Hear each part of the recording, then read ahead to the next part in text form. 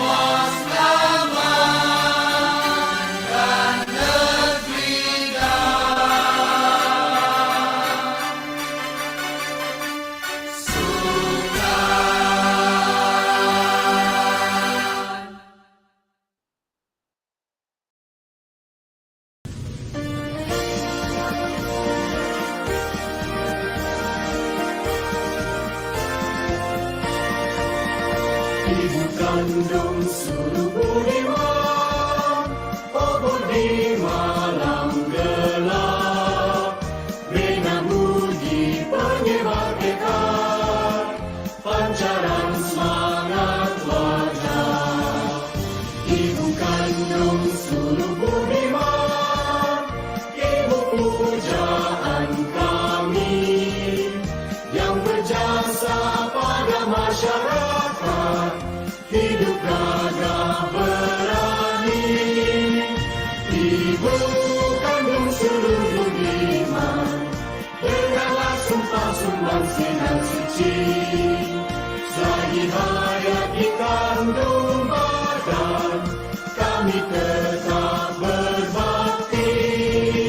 Selagi hayat di kandung badan, kami tetap berbakti.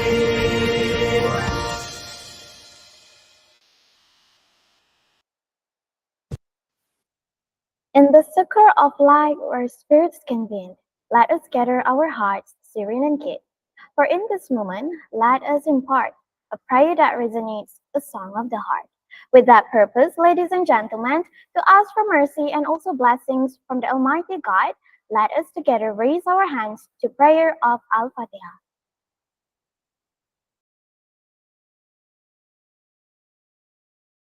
أعوذ بالله من الشيطان الرجيم بسم الله الرحمن الرحيم الحمد لله رب العالمين الرحمن الرحيم مالك يوم الدين إياك نعبد وإياك نستعين اهدنا الصراط المستقيم صراط الذين أنعمت عليهم غير المغضوب عليهم ولا الضالين.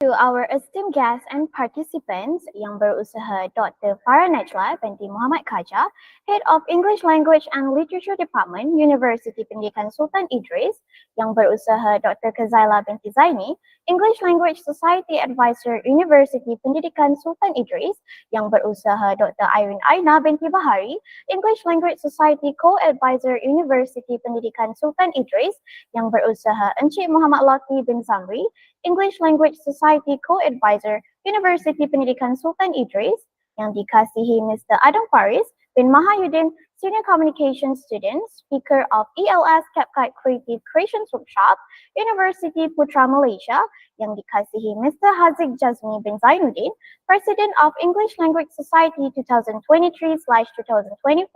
Universiti Pendidikan Sultan Idris, yang dikasihi Mr. Aiman Hafifi bin Nasaruddin, Program Director, ELS CapCut Creative Creations Workshop.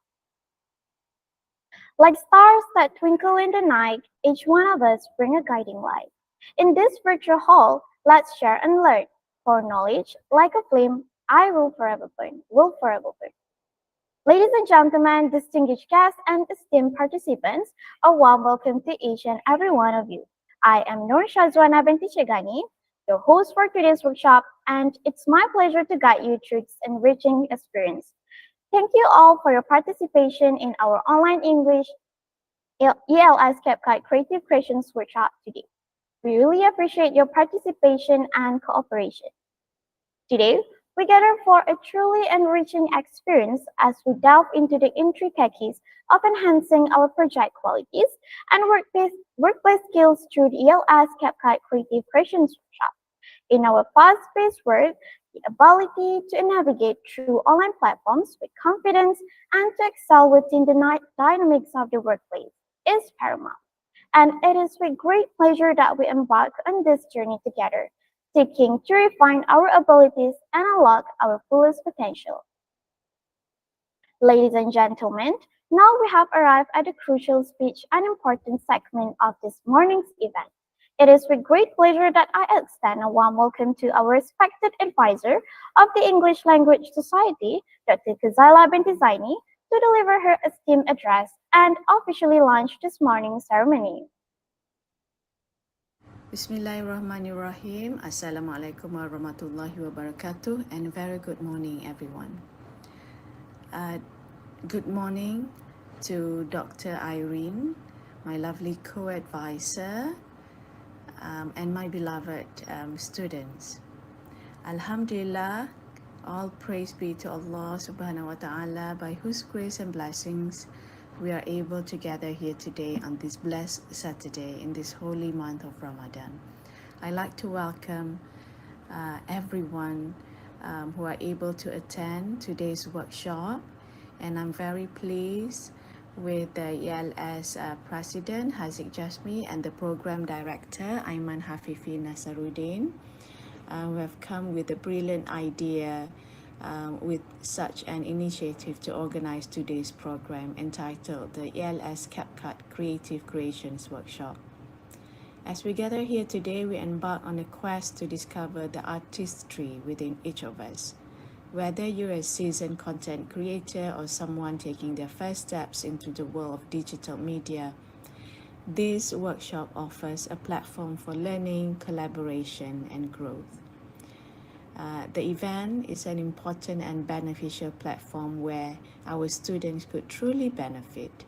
So throughout the day, we'll dive deep into the features and functionalities of CapCut, learn some tips and tricks to enhance our editing skills and elevate our storytelling. From basic editing techniques to advanced effects and transition, there is something for everyone to explore. Ladies and gentlemen, in a world where visuals have become a universal language, mastering the art of creative expression is paramount. So, this CapCut, with its user-friendly interface and powerful editing tools, will hopefully empower individuals from all walks of life to bring their ideas to life with stunning visuals and compelling narrative. So I encourage each and every one of you today to approach this workshop with an open mind and willingness to experiment. Let's embrace the challenge, celebrate the success, and above all, have fun along the way. I encourage you to approach it with a mind and a willingness to learn. Okay? Let's embark on this journey together, filled with passion, curiosity, and desire to create something extraordinary. I know that there will be something for everyone. May this workshop inspire you to unleash your creativity and craft masterpieces that resonate with each and everyone far and wide. Before I end my speech, I'd like to congratulate everyone on the organizing committee for their amazing initiative and hard work in making today's program a success. Be proud of yourself and always remember that in ELS, we grow as one, inshallah. So thank you, and let's make today count. And with that, I hereby officiate ELS CapCut Creative Creations Workshop. Wabillahi taufiq wa hidayah. Wassalamualaikum warahmatullahi wabarakatuh. We would like to express our sincere appreciation to the respected Dr. Kazaila binti Zaini for her honorable speech.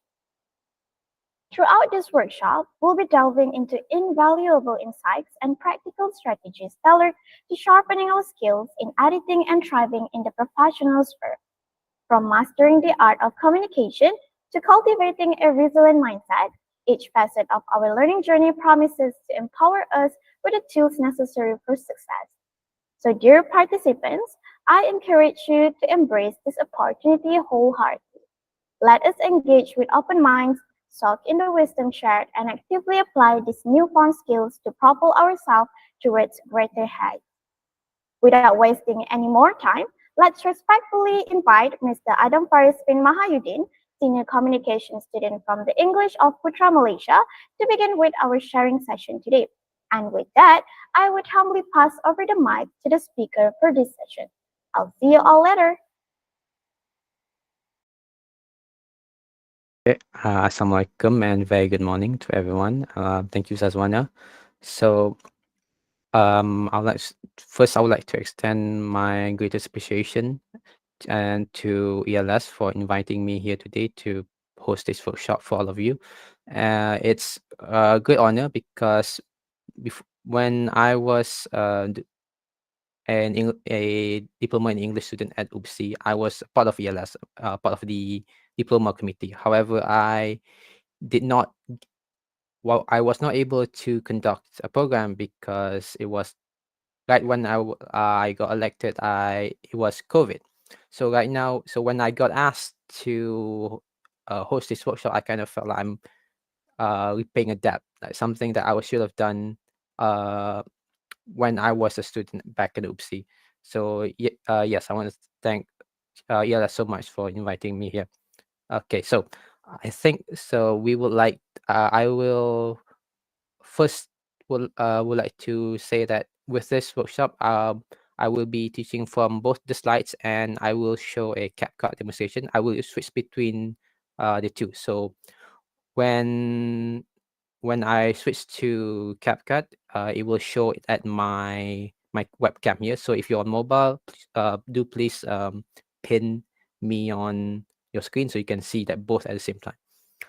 Okay, so without further ado, I will let's begin the session. Okay, so a little bit about myself. As I mentioned earlier, I was a diploma in English student from batch 2019. And I mentioned before, I was also part of the industrial engagement at school. However, like I mentioned, I was not able to conduct any programs. However, I did edit some videos for ELS at the time. So currently, I am in my final year, semester 6 at UPM, doing my bachelor in communication, majoring in broadcasting. So with my time here at UPM, I was also the media and technical exco for the Our Students Association called Falcom, and over the past few months, I also became like the go-to podcast teaser editor for UPM somehow, because there's like so many podcasts and people kept recommending them to me for some reason. Okay, so uh, can you? Oh, yes, I can go next slide. So okay, so this slot will be divided into two slots. First will be introduction to video editing, introduction to CapCut desktop, and video editing techniques and principles. So with this, because I know there's many of you who join you who are not experienced with video editing, and some of you may have some experience with other programs, which is why in the first slot I would like to uh demonstrate some of the like techniques and principles that you can apply to any video editing programs such as CapCut, Premiere Pro, or InShot, or any other, or Filmora, any other programs that you may use. You can apply the techniques with those programs that you use. For this workshop, I will primarily be using CapCut Desktop. However, a lot of the techniques that I will go over is also applicable to CapCut Mobile. So, and then in the second slot, I will go into a bit more advanced techniques, such as introduction to color correction and color grading. And I will also offer some free useful video editing resources that I use for every single one of my projects. And then by the end, I hope if we have time, I will show a short video editing demonstration using all the techniques that I thought today. So please, I would like to give a disclaimer first. The content discussed in this workshop is my own personal experience with video editing, and all the information that I will share with you aren't really based on any source. It's mostly stuff that I learned over the years, and stuff that I learned online, and I believe that it really helped me grow as an editor. And it may not accurately reflect the general consensus of video editing. However, it's an experience that I think made me the editor I am today. So next slide. Okay, so with this, the objectives. I hope by joining here today, you will learn how to use CapCut PC, how to edit informative, entertaining videos that are engaging, how to balance time between video editing and other assignments as a student, because I know that's a very big issue nowadays, because video editing takes a lot of time, and I know everyone else, they have the other assignments and reports that they need to submit. And how to hide and fix common filming mistakes with editing, how to balance audio and use sound effects, and also how to color correct and color grade videos. Okay. So as I mentioned earlier, my background, I am one of the UPM podcast editors. My main job is to edit teasers, which are like short form clips and highlights that are meant to be posted on social media. So one of the podcasts that I worked on is called Podcast Studio, which is a like a variety show podcast hosted by one of my lecturers. And then another one that I did for is called Sembang Siswa, which is um more a more student oriented podcast hosted by one of our NPPs. So my software experience, I started editing in 2019. So back then, I did not have a very good computer. I had like a really like uh, very low powered laptop. So I mainly edited on like my phone, and then edited some of the like higher, more advanced videos on my laptop. So programs I used were like InShot, Filmora, and HitFilm Express. And at the time, it was like it did the job. However, like now with the experience I have now, I realized that those programs they weren't very user friendly. So um, it's not very user friendly as CapCut it is now. So right now, I mainly edit with Premiere Pro and CapCut. With Premiere Pro, I use it for um, more demanding projects, such as my documentaries and short films that I have to do for my course. But videos where it requires very simple edits, but also very in depth, I use CapCut. Can you go to the next slide, please? Okay, so one of some of the projects that I have made while at UPM were short documentaries, and I'm sure all of you are looking at this editing timeline now can get very overwhelmed, and I was at first too. So this is all edited in Adobe Premiere with because with long form content, Adobe Premiere is like one of the industry standard. However, and it's very suitable for like this type of projects. However, with recent I with recent updates to CapCut, CapCut has been catching up to Premiere in my opinion, and it's has definitely introduced a lot of features that I could not believe they gave away for free. Features um, that Adobe Premiere has like gate kept for a long time are now free and accessible in CapCut. So can you go next slide, please? Okay, so yes, when terms of a long form content, Adobe Premiere is like one of the standard, and I um I don't think you can really achieve the same level of detail in CapCut, but you can get very close that I've tried. So yes, can you go to the next slide? Okay, so as you see that if you see the pictures from the previous one and this one, it's quite a stark difference because this was some of the few projects that I edited during my time in Diploma. This version was I edited in Filmora, and you can see the level of the editing level and the amount of detail is quite different from what I've shown you just now. It's quite simple in comparison, right? And when I look back at the projects that I made back then, I kind of cringe a bit because I see a lot of mistakes that I should not have overseen. Because if you take a look at the left slide here, there's like an empty sound layer, which I don't know why it's there. It looks very careless, looks very unprofessional. And if you see the cuts, it's all like it's all very simple cuts. There's barely any transitions, no sound effects, and it's quite simple compared to the ones I showed you just now. So with this, I want to show you that with video editing, it's a gradual skill. It's everyone has to start somewhere. So don't be discouraged if you're not good at it instantly. I would definitely wasn't. Yes, next slide. Okay, so how did I get into video editing? So when I was, as mentioned, I was a English diploma in English student at UPSI, and I remember during my second semester, like literally every class I had a video assignment, and I kind of like panicked a bit because I did not have any experience in video editing, and it was sometimes and I could not rely on my friends to help me out um for certain assignments because they were individual. So I knew that I had to learn video editing one way or another.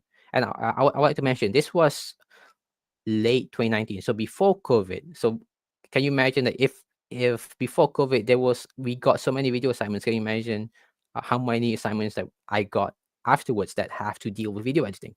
So I knew that I had to learn video editing one way or another. So I decided to edit some videos in my spare time to practice. Can you go next slide, please? So yes, so I started to practice video editing by editing memes.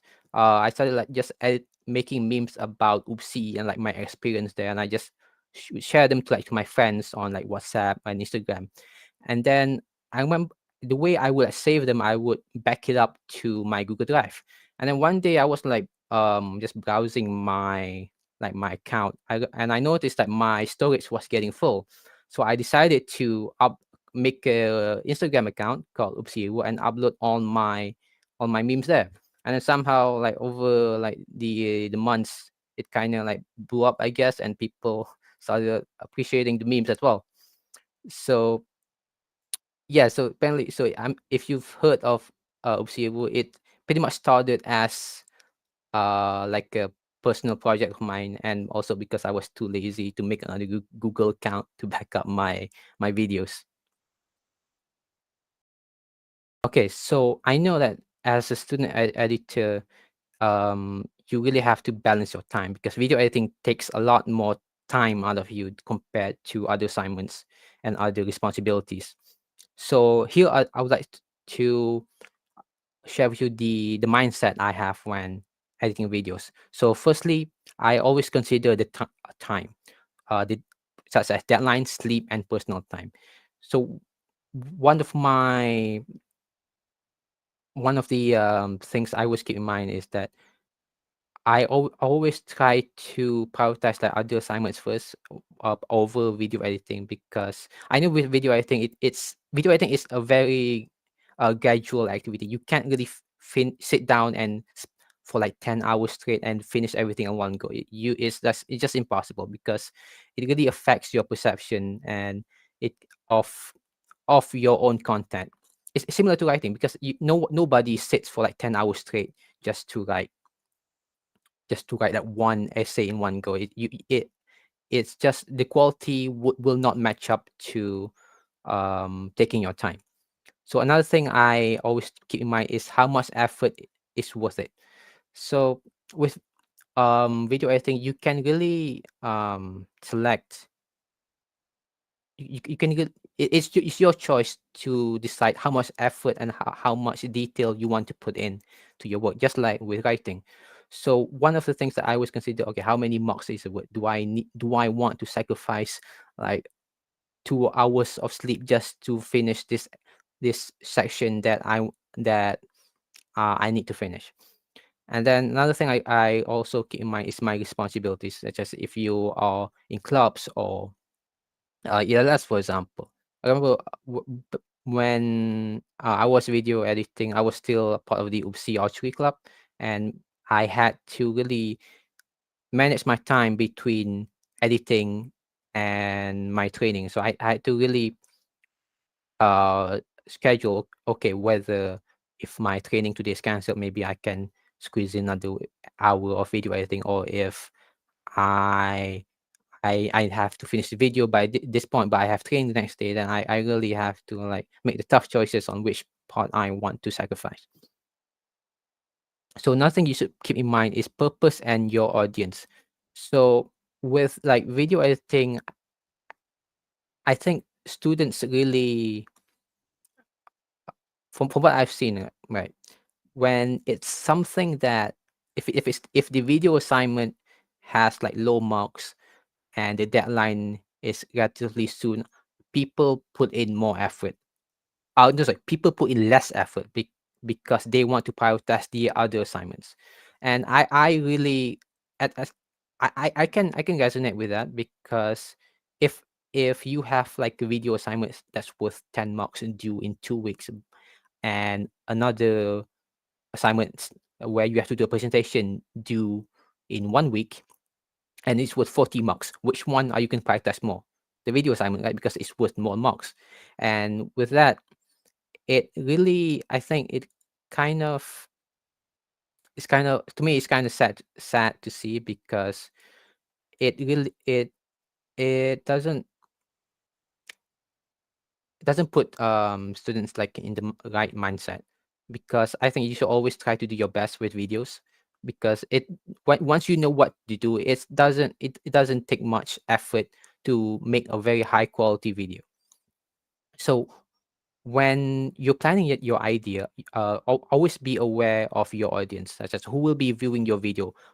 Do you think when you upload this, your friends are also going to view it, or is it only your lecturer who is going to view it? So if it's only your lecturer, try to make it more professional, much more academic focus. But if you want to share it to your YouTube or your social media or any point, try to make it more entertaining and more casual.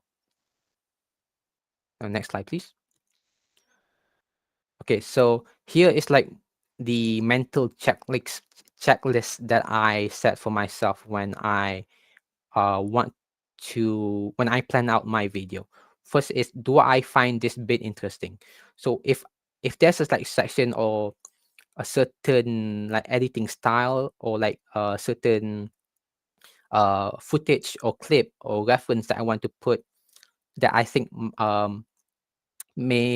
some people might not get, I have to think it over whether it's worth it to spend the time to edit that part in the video or not.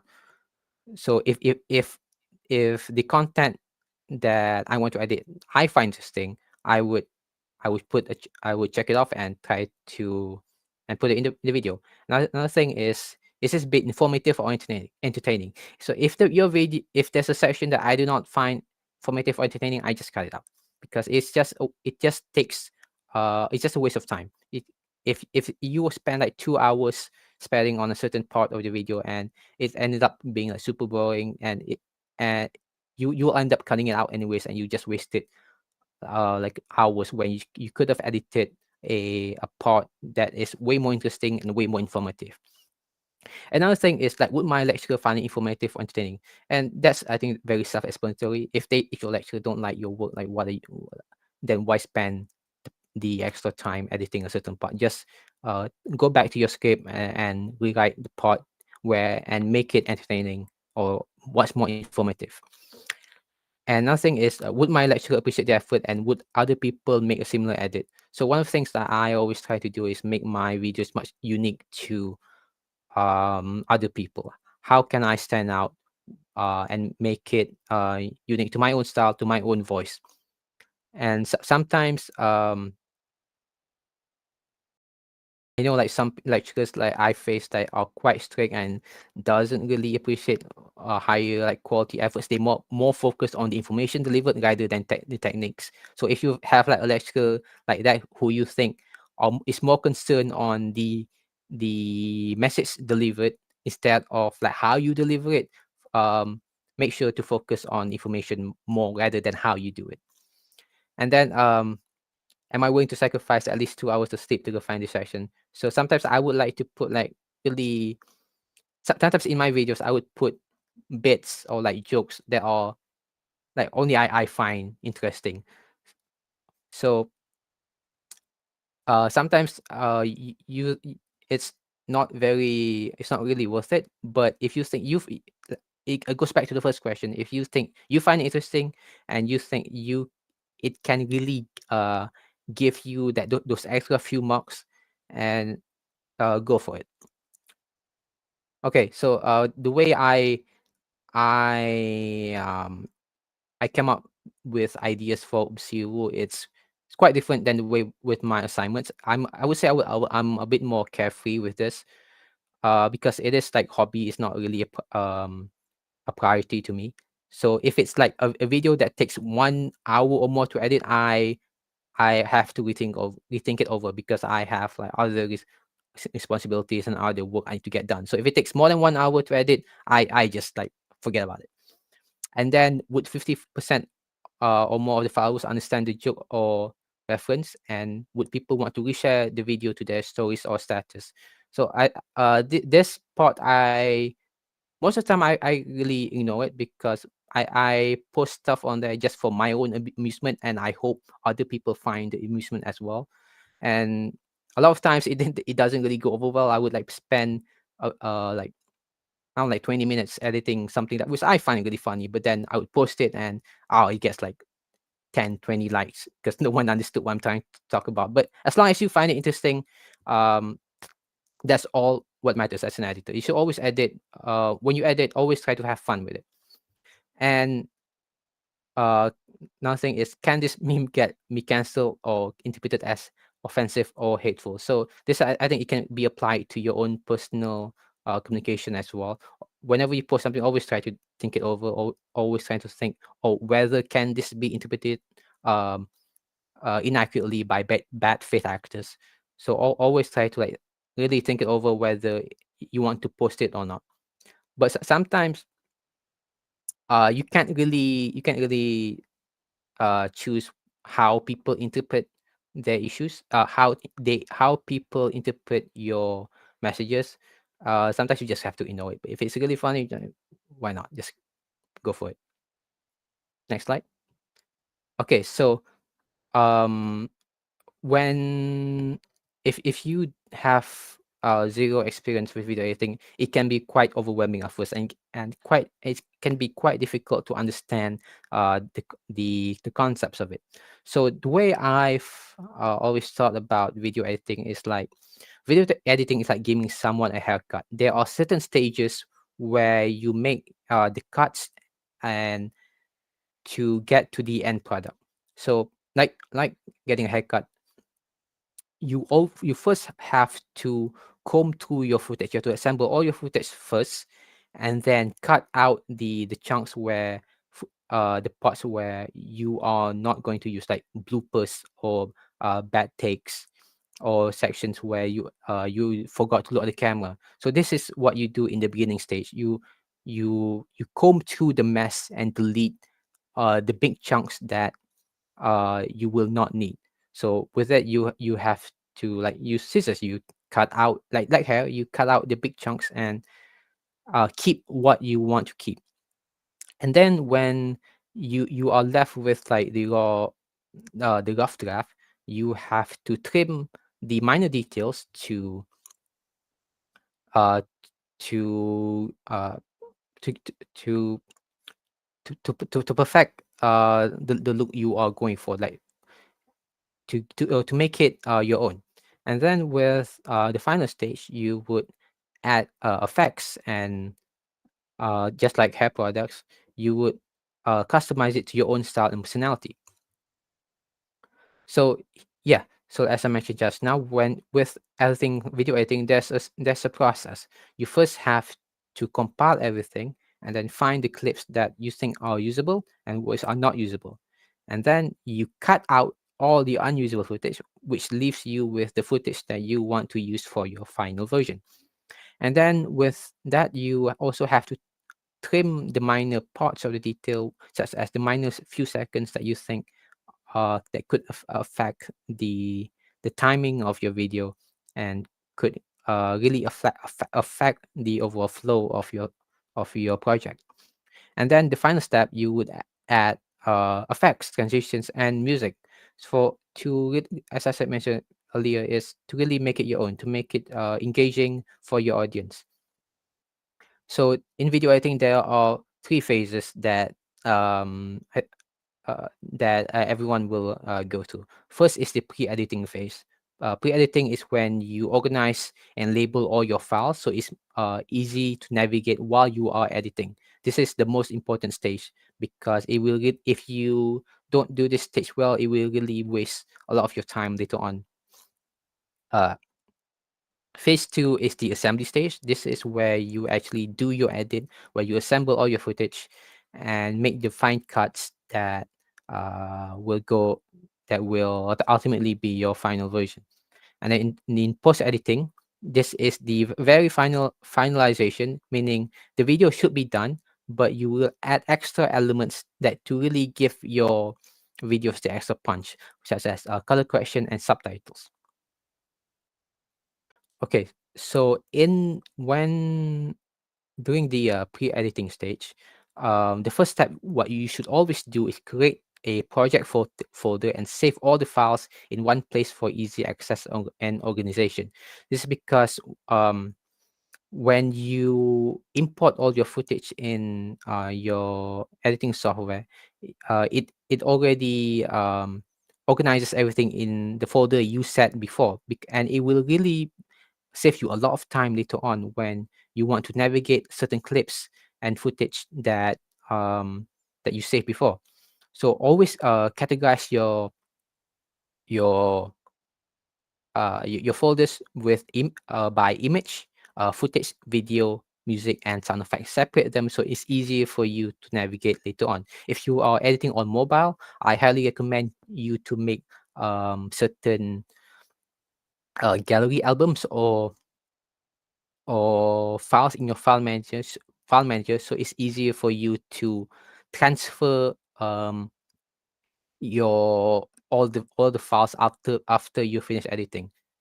And another, can you go back for one sec, please? Okay, so always make sure to rename the file so you know what it is. Because if you, let's say you have like a video folder of like something you record at the park, and there's like 10 files, and you don't know what it is. You should, by renaming like your files to to be very specific, like the place, the date, and the type of shot it is, it can really help you navigate later on. So if you want to find, so when you're editing later on and you want to find, oh, where was this clip that I shot here, you can just, instead of just going to your footage and trying to find vid 1 2 3 4 5 6, you can just find, oh yeah, it's the tacit landscape. That's what I was looking for the whole time. So it will save you much unneeded heartache later on. Okay, so another benefit of labeling and organizing your files, it will also transfer the files in your, it will also transfer the folders in your editing software. So if you create a folder before, like a normal Windows folder, before importing it into your editing software like CapCut, it will automatically transfer everything in the Windows folder into the CapCut folder. So it does it all automatically. So this will keep your media panel, your CapCut media panel, organized and neat, and will really save you a lot of time navigating to everything later on. And also with this, it also makes it very easier to offload your files, to transfer your files from your computer to like a external hard drive or your Google Drive account, because it's all like kept in one place. So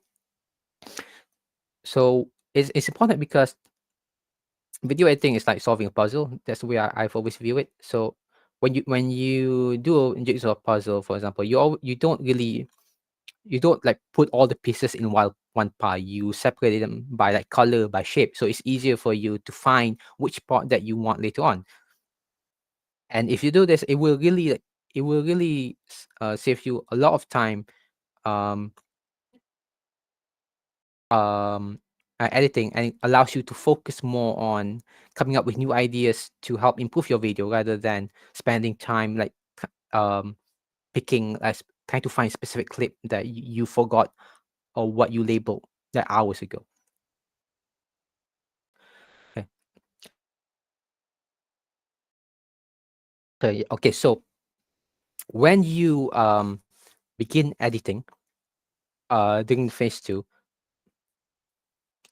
uh one of the techniques that helps you edit much faster is the technique called select pulling. Select pulling is when you import all of your footage into the timeline, and then you view it in full, and then you make your necessary cuts, and then you place the good clips that you want to include in your final video on a layer above it.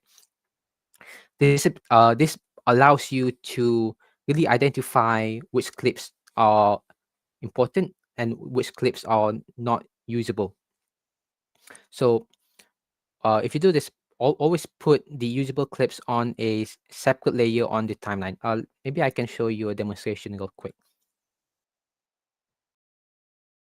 I will explain the layout shortly. But first, I'll just show you the general idea of it so you guys can get a better understanding of it. Okay. You guys can see. Oh,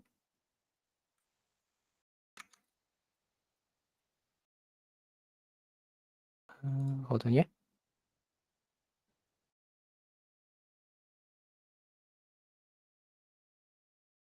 Okay, you guys can see the my CapCut layout, right?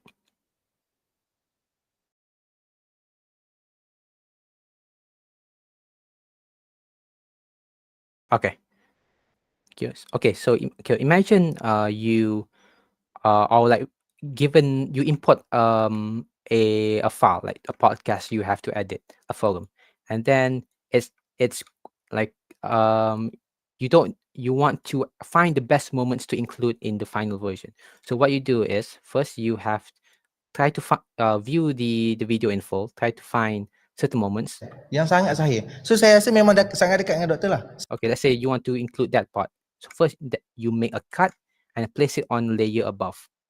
Bakal doktor sebab banyak thesis mestilah viva, sebelum viva mesti So let's say like this part you don't want to edit, so you don't want to include in the final version, so you just leave it on the base layer. thesis beribu-ribu. Kena tengok dulu belum sahih viva ke. lagi. Belum viva lagi. InsyaAllah. So Okay, and then let's say you want to include that part, so you make a cut. Let's say you keep doing this for hours. Just make a couple cuts. Okay, so you put all the good footage above, so that way when you want to make the final version, all the good footage is it's on a separate layer, so you know this footage are good and suitable for the final version, and the bad ones are not. They are full of like mistakes, bloopers, and like um awkward pauses. So with this you can just delete all the bad ones, and then you are left with all the footage that you will use for your final version. So this will really saves you a lot of time, because if you just edit if you just make the cuts and leave them in one layer, when you go back to review like the the footage again, it will be really hard to differentiate. Okay, I made this cut here and I made this cut here. Why did I make this cut? Is it um, did I want to use this footage, or is this something I wanted to delete? So if you place it on another layer, you use select pooling, it can really help you organize all your clips. And if you editing on mobile, I think since it doesn't let you place multiple layers, you have to you have to make a cut first, and then select the video as an overlay, so it will add another layer to your project. So with this, remember, if you want to cut up like a long piece of footage, always try to categorize them and differentiate them by putting them on another layer. Okay. Well, now we go back to the slide. Oh, okay. So editing layers. So with any video project, there's always around like 6 or 7 layers that you will always work with. So, and with these layers, they are categorized into 2 categories. There's the video layers and the audio layers. So with video layers, the core component of it is always the original video that you recorded. Such as if you're recording a presentation, it will always be the actual recording and your audio, your voice. And above it will always be visual elements, elements as text, graphics, b-roll, and other content that you will want to replace over it. And at the very top will always be subtitles, because text will always be at the top. And then audio, additional audio that you will include in every advanced editing is sound effects and music, because they really help improve the immersion and the flow of the video. Okay, so getting to know the CapCut layout. So I'm sure if you've never edited on CapCut PC before, this can be quite overwhelming at first. But I will try my best to break it down in ways that you can easily understand. So yes, so when you the CapCut layout is actually broken into 6 different quadrants or sectors. So at the top here in the red, that is the application settings. That is where you want to adjust the settings for your app, where you want to rename the file of the project file name, and that is where you will export your clips. Like you see the export button in the top right corner there. So this is the CapCut's application settings. If if you look to the left, the orange box over there, that is the media panel. This is where all of your footage, all of your video assets will be placed here. So when you import all your files, it will appear in the left hand side in the media panel. And then right in the center of the screen, it is your video preview panel. So when you import all your footage and you put it on the actual timeline itself, underneath there, the video will be played in the video panel. So you can scrub through and preview the footage that you are editing. And on the right hand side, that is the editing panel. Editing panel is where you adjust your clips and can make and you can change the base properties of your video, such as the opacity, the like the if you're using editing audio, the audio levels, and if you're editing subtitles, that's where you change the your text. And right underneath there, the long rectangle there, it is your toolbar. Toolbar is where you select the different tools to make your cuts in video editing. So if you want to select your split tool, or your razor tool to make certain cuts in your video, you will select it on there. And then at the very bottom, that is your video timeline. Timeline is where you actually assemble all your clips. So you would first have to import your media footage in the media panel, and then you just click drag and drop into your timeline to actually edit your video. Okay, so editing a rough draft or a first cut. So as I mentioned, as I showed you earlier, the first step to any video editing is to always assemble your footage first, and then once you have like all the stuff you want to edit on the timeline, that is when you do like the fine cuts to to to um to help you edit the final version of your video. So this is where you begin trimming your footage. As I mentioned earlier, cuts is when you like make when you remove the like large chunks of your footage, and when you trim your footage, this is when you make the the fine cuts and carefully delete parts that you don't want and parts that you think are unnecessary to your video. And this is also the stage where you add transitions and effects and other elements that help you make your video engaging. And with it, in during the rough cut stage, don't really focus on minor details such as like the timing or audio levels much. You can adjust them, but don't spend too much time on them, because um, during the rough cut, that is when you make those really crucial decisions of what to keep and what to not keep. So if you spend like 10 minutes trying to perfect to adjust the audio level for a certain clip, and then in the end you end up not using it, you just wasted like a lot of time for something that you are not even including in the final version of your video. So the importance of a rough cut helps you visualize your video concept and allows you to identify what works and what doesn't about your video. Okay, so this is a very good practice.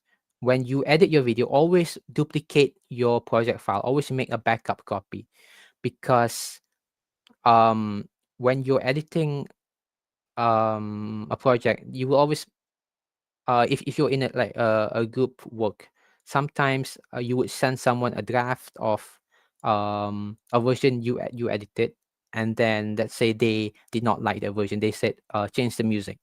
So you change the music and then re-edited the video again by by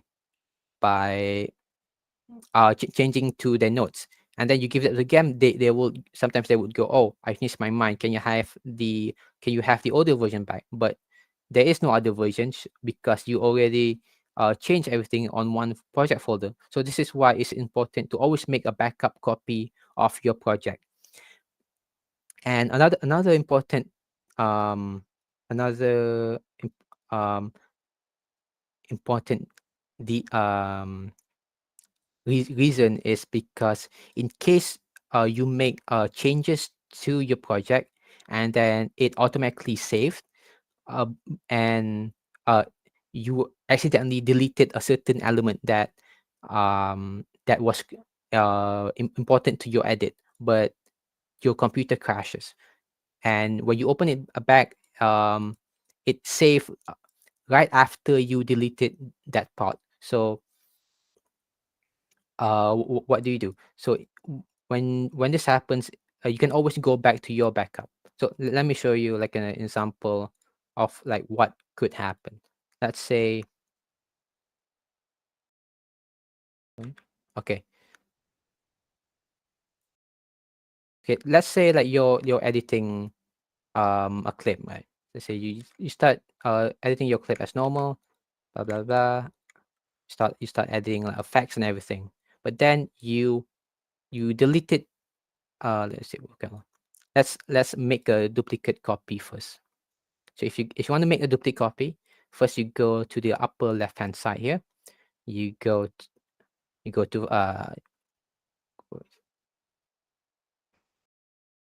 should be, is it here or is it in the main menu?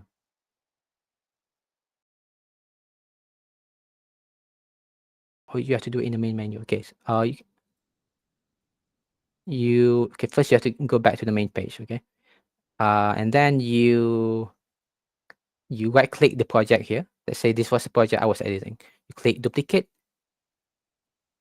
and then it made a copy of that. So now go back to your original editing file. Okay, let's say you've selected this part, and then you accidentally deleted, and then you went back to your main menu. When you go back, the clip is gone, and you can't control that, you can undo, it's just gone. So what do you do when this happens? Well, this is why creating backups is important, because when you can go back, yeah, the clip is there. So which is why you should always make backups of for your important details, to always go, so you can always go back to a version of your edit that you accidentally deleted or something.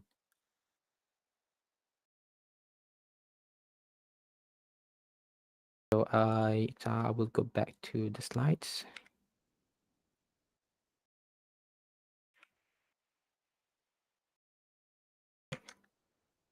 Can you go to the next slide, please?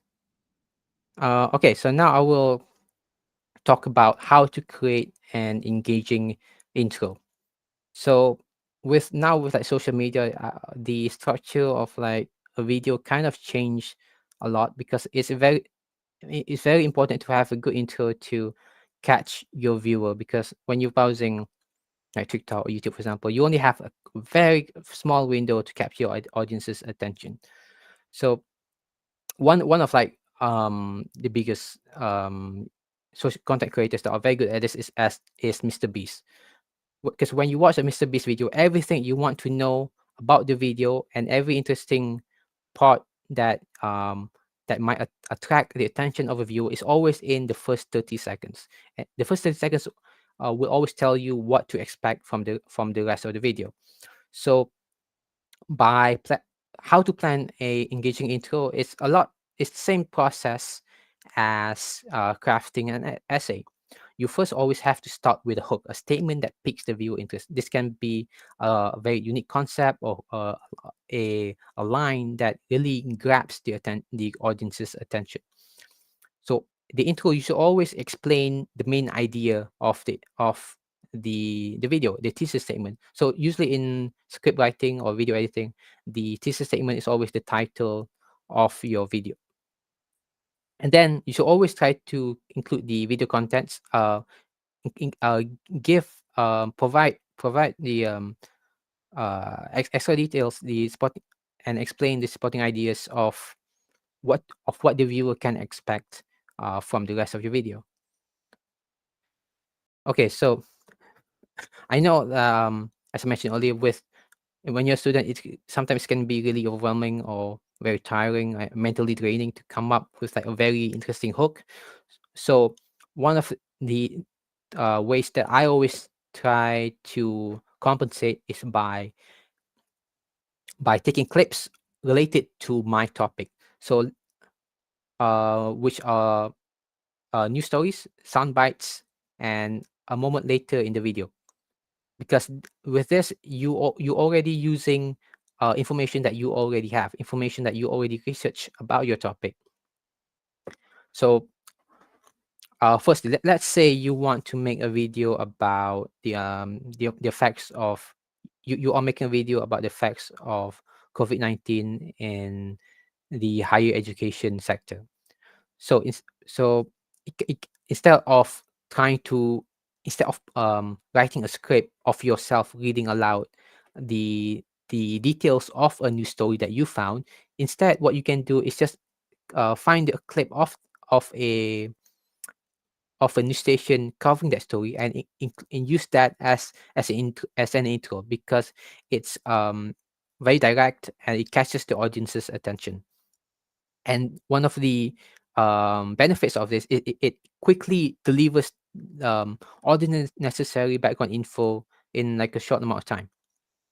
And then another effective way of creating an engaging intro is to use sound bites and related footage um, related to your topic. Say if you want to make a video for, like I said, effects of COVID-19 in the education sector, you can find a clip of soundbite of a minister giving a speech, talking about raising awareness about the issue, and that you can insert as an engaging hook to attract your audience.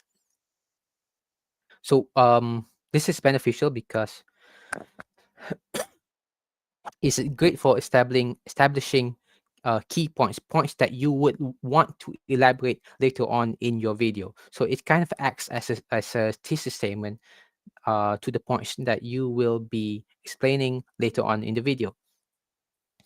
And another way that you can use and create an engaging hook is to use a moment later in the video. This is kind of like a kind of the style of editing movie trailers.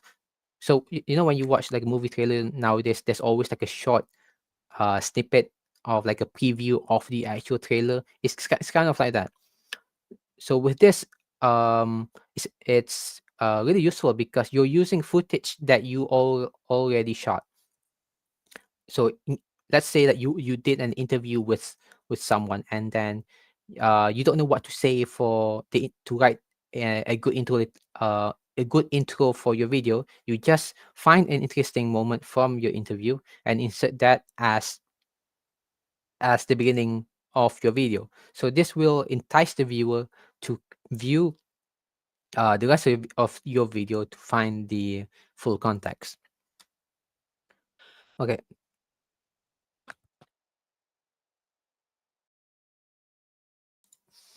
Um, one of the other important aspects of video editing is audio levels. Audio is very important in video editing because it's something a lot of amateur editors kind of neglect. They focus more on the content and the visuals rather than the audio. But audiences are much more forgiving of bad footage, and they are less so forgiving of bad audio. How many times do you like browse TikTok, and then you come across a video that might look interesting. It's like shot on iPhone. It looks very high def, but the audio is like so windy, and the microphone is like so far away that you can't hear anything. You're not going to view it.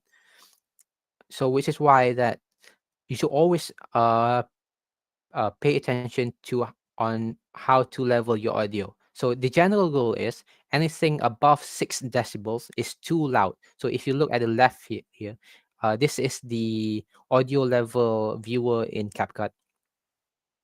Um, anything above negative 6 decibel is too loud, and if anything, and meaning nothing should be above that level ever. For dialogues, you should always make sure your dialogue is around negative 6 decibels to negative 8 decibels. That is where most of your audio will go. And then for sound effects should be slightly more quiet than your dialogue, because it needs to be subtle, something that audiences notice, but it doesn't take away from the main point you are trying to deliver. And for music, music should always not drown out your sound ever, because it can really, it defeats the purpose of the video. If they can't hear what you are talking about, then well, you fail to deliver your message and fail to deliver an effective like like a good video. So let me show you in CapCut on how to monitor your audio levels.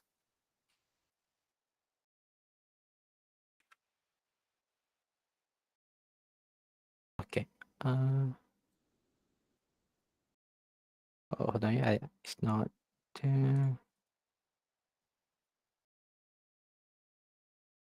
Okay.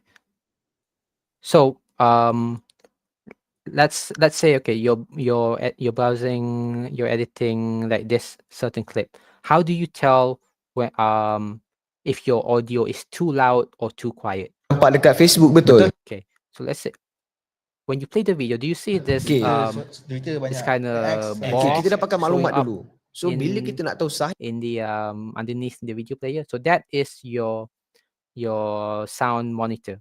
So to actually view it, you have to click it to expand it. So yeah, when you do that, it will show up here at the right hand side. tidak, kita akan tengok sumber. Di sinilah. Okay, so right now the audio level is around minus 12 decibels. So that is where Mungkin the most optimum level soalan you want seterusnya it to be. kita kena tengok sumber tu, kena ada ilmu bagaimana kita. So if you like turn up the audio, so earlier I had to turn down the audio to make it an optimum level. So if you like turn up to like a default level, which is minus 0 decibels. Kita nak identify sumber itu sahih ke tidak. Sahih. It's quite higher, but sometimes there will be like certain peaks where like someone like leans into the mic or use like plosive words like P sounds, and it can really I would say this it can really negatively affect the audio. So you have to be careful to monitor the sound. So let's say if you set it up to around higher, like 12 decibels. Ini bukan You see the audio level peaks around above minus 6 to around 0. tak di social Yeah, so that means the audio is way too loud. media sebenarnya. So what you have to do is to turn it back down. And another setting you should always use, I highly recommend, is the normalize loudness setting here. So with this, it will normalize the peak of your audio. So in case someone is talking, if someone's voice level is like uneven, sometimes they would talk really quiet, and then at 5 seconds later it would be really loud, and your audio levels will be uneven. Duduk di sumber. Yeah, so to prevent that, you click the normalize loudness button here to really level out your audio. Sumber itu. Okey, Okey. faham. Kalau kita dapatkan maklumat tepat dan sahih di sumber melalui Okay, so okay, can you go to the next slide, please? Okay, so if that's kind of more kind of like hard for you to grasp, this is what I usually normally do. When this is the general rule of thumb for like the projects I implement. If it's audio should never be above negative 6 dB. Always monitor your audio levels. If it's above -6 decibel, it's just too loud. Your audience won't enjoy it. So always make sure to turn it down, and always make sure your the prominent sounds in your video, such as the voices or any dialogue, is around -12 decibels. That is like the sweet spot. And for any subtle sounds like sound effects that you might not hear, but may notice, should be slightly lower than the dialogue level, the prominent sounds, which is around -18. That's where I usually put mine at. And for music, if you don't want to overpower your dialogue, always keep your dialogue to around -22 decibels. -22, -24, that is where you would want to put it. If it's like a montage or something where you want your music to be much more prominent, then you may raise that level to around -18 to -20. Okay, so if you've seen the teaser, the promotional video for this workshop, I'm sure you've already know this technique, but I will recreate it here for you now. So I know that one of the issues that students always face is when creating video assignments is their video is way too long, and then sometimes you would try to cut down on parts where just to shorten it, but you don't, but it's still way too long. So what can you do? So most people, they would speed up the video, but if you do that, it sounds very weird, right? It sounds either that your voice is high pitched like a chipmunk, or your voice is very robotic, because the editing software is struggling to keep up with like the change in pitch. So to do this, to properly change the speed of your video, you have to change your voice pitch manually. So how do you do that? Okay, let me go. Okay, so now let's go back here. Let's say, okay, first what you have to do is select your clip. So click on the clip that you want to change the speed. So then you would have to look at the editing panel up here, and it will display all the settings that you want to edit. So what you do first is go to speed up here and change the speed to around 1.1 or 1.2. Let's do 1.1 a bit. I'll make a duplicate layer first. Okay. So and when you change the speed, make sure to turn this setting on, the keep pitch setting on. Otherwise, when you speed it up, your voice will sound robotic. Let me demonstrate first. nampak dekat Facebook betul? Okey. Twitter banyak X. Okay, it sounds very high pitched, right? So if you turn it off, Nampak dekat Facebook betul? Okey. Twitter banyak. it sounds like very staticky, very robotic. So if you turn the pitch on, it kind of like, it tries to retain the pitch level, but it's still sound high pitched. So what do? So first select the clip again, and then go to audio, and then voice changer right here, and then select the deep voice filter. So since we change it to 1.1, change the pitch to around 20 to 25%. So when you replay it, it will lower the the pitch of your video, because since you speed up, it increases your pitch. With this setting, it Nampak dekat Facebook. it normalizes it. So let's hear again. Nampak dekat Facebook betul. Okey. Twitter banyak X. Okey, kita dah pakai maklumat dulu. So bila kita nak tahu sahih ke tidak, kita akan tengok sumber. Okay, now let's hear the difference between the normal version, the standard speed.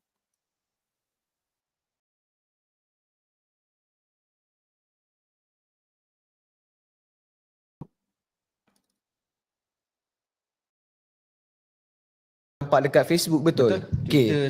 Twitter banyak X. Okey, kita dah pakai maklumat dulu. So bila kita nak tahu sahih ke tidak, kita akan tengok sumber.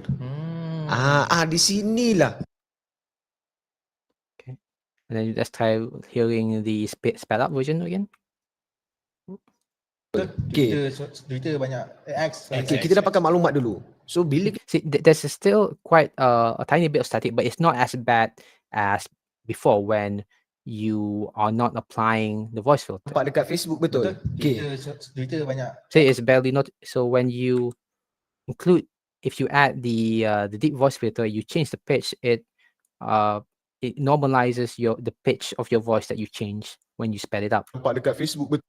So let's say if you want to change it a bit more, you have to speed up a bit more. Change, let's say 1.2. To do that, you just double the value of the voice pitch that you set earlier. So go back to audio, voice changer, from 25 to around, let's say 50. Nampak dekat Facebook betul. It still sounds quite deep. So, sorry, I forgot to change the keep pitch version on. Nampak dekat Facebook betul. Okey. Twitter banyak X. Okey, kita dah pakai maklumat dulu. So bila kita nak tahu sahih, So yeah, so when you want to change the speed of your video, I recommend using either 1.2x or 1.1. Any higher, it will just sound too unnatural and sound too way roboty, and it just seems way too unnatural. And you can still customize this to your liking as well. So if you go to audio and you don't like, if you think the voice still sounds too weird with 1.2x, nampak dekat Facebook betul. Okey. Twitter banyak X. Okey, kita dah pakai maklumat dulu. you can try to turn up the value a bit of the pitch and the timbre. Nampak dekat Facebook betul. Yeah, Okey. it sounds a bit more Twitter normal. banyak X. Okey, kita dah pakai maklumat dulu. So bila kita nak tahu sahih ke tidak, kita akan tengok sumber. Di sini. So yes, okay. Now let's go back to sound effects.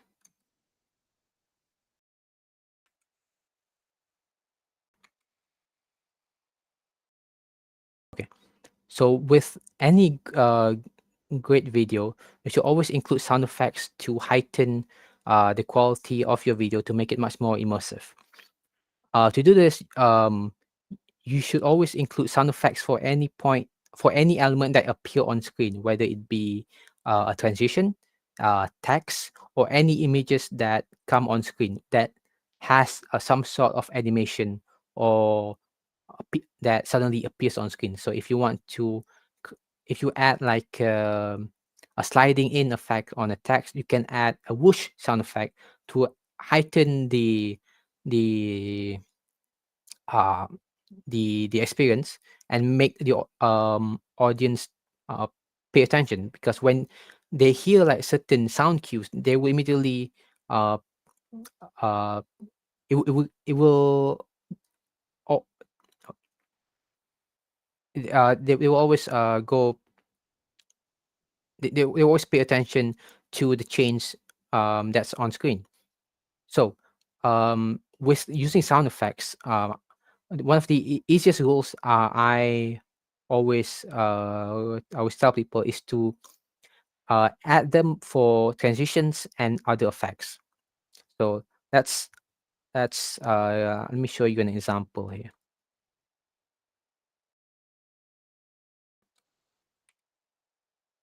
Was this one. Oops.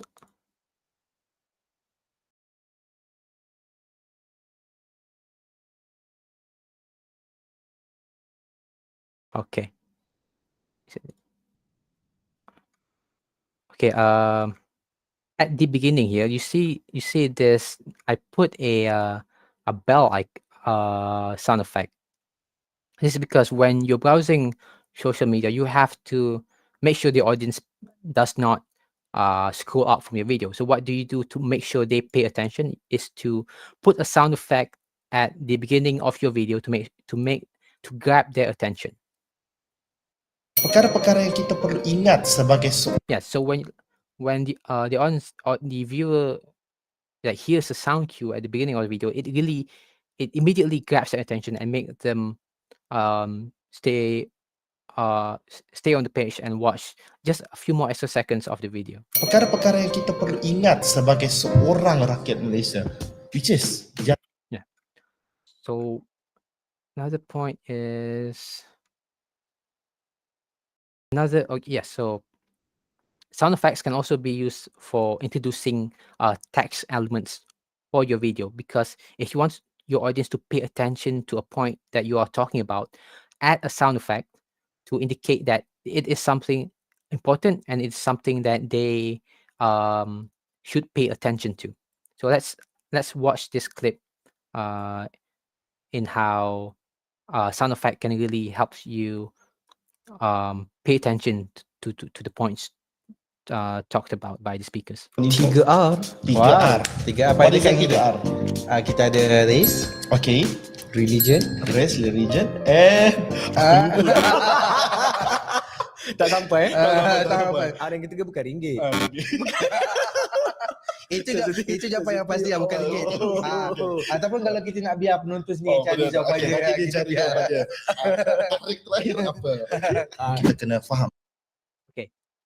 So let's try to watch that clip again without sound effects.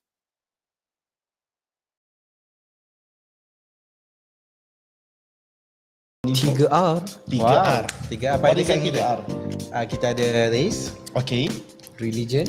race, religion, and Tak sampai. tak sampai. Ada yang ketiga bukan ringgit. ringgit. Itu jawapan yang pasti lah, bukan ringgit. Ataupun kalau kita nak biar penonton. Yeah, so it's doesn't really it's quite a different experience, don't you think? If when there's no sound indicating to help elevate the points where to elevate the sections that you want the viewer to listen, it makes it a bit more forgettable. So if you add if you add sound effects to the points, by adding sound effects to points where you want your viewer to pay the most attention to actually grasp, put a sound effect to make it more memorable. Kan 3R. Kita ada race, Okay, religion. race, religion, and Okay. So before we show another video example, I want to show you a bit more on how transitions can help. How using sound effects can help elevate transitions. So let me go to here a bit. Okay, so here I added a whoosh, like a spinning transition. It's kind of like a spinning blurry effect. So with this, I added a swish sound effect that helps enhance the transition and makes it seem much more natural, much more immersive. So I'll play it here for you now. kita kena faham Oops, I think I muted it. apa. Kita kena faham Yeah, see, it really adds more to the transition. apa. Kita kena faham. And if you mute it, it doesn't. It's not. You don't really get the same effect. Tarik terakhir apa. Kita kena faham. Yeah, it seems kind of like underwhelming. Kita kena faham. And so how do you find transitions in CapCut? So luckily that CapCut has an extensive sound library which you can find in the media tab over here. So if you click the audio, it will give you this extensive library of like sound effects and songs that you can download and use for your edits. On CapCut Mobile, it's the same as well. It's just you have to go to the sound tab and then click I think extract sound, and then you can you can import the sound library, which is the same as this one. So let's say you want to find a certain sound effect, like a bell sound effect, a bell ding. So now it will give you a list of like an extensive catalog of sound effects that you can use. So let's say you want to add this one. Yeah. So what you have to do is just click the download button and then click the press button, which will add it to your track, and then it will automatically import it from the library to your timeline. And yes, so with sound effects, it is also important for you to customize, because with the TikTok sound library, everyone uses it. It's like everyone uses the same sound effects. So to make it more unique to your own, always change the speed or the pitch of your sound effect to make it sound different, much more unique. So let's say you want to make it sound a bit higher, more high pitch. So what you can do is turn the speed up a bit. Let's say 2.0. Right? It's sounds a bit higher.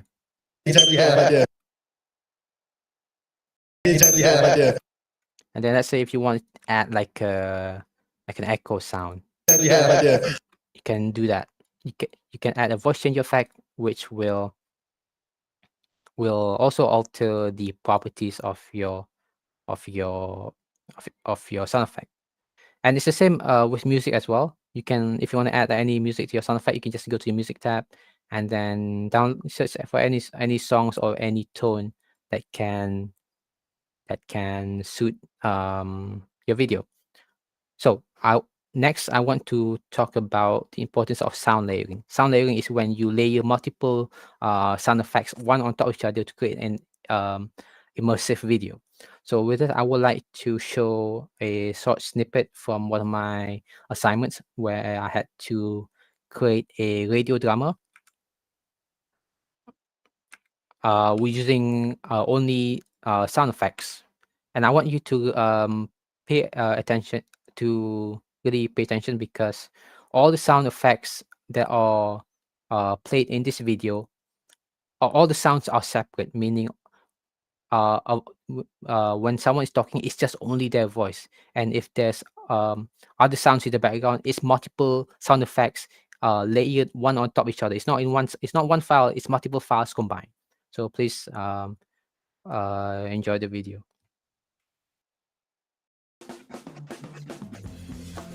The following is a radio drama made for KOB 3462 Radio Production and Presentation Techniques, presented by Group 2.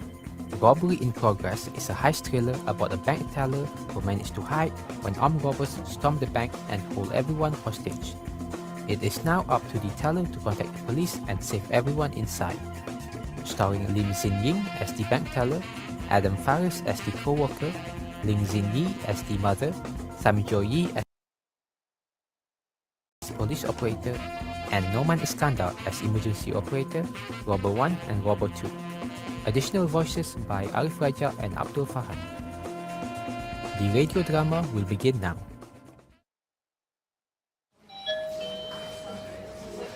Okay, ma'am, please scan your thumb. Now enter your PIN number, please. One more time. Alright, then sign here. You are all set. Here's your new card, ma'am. Thank you.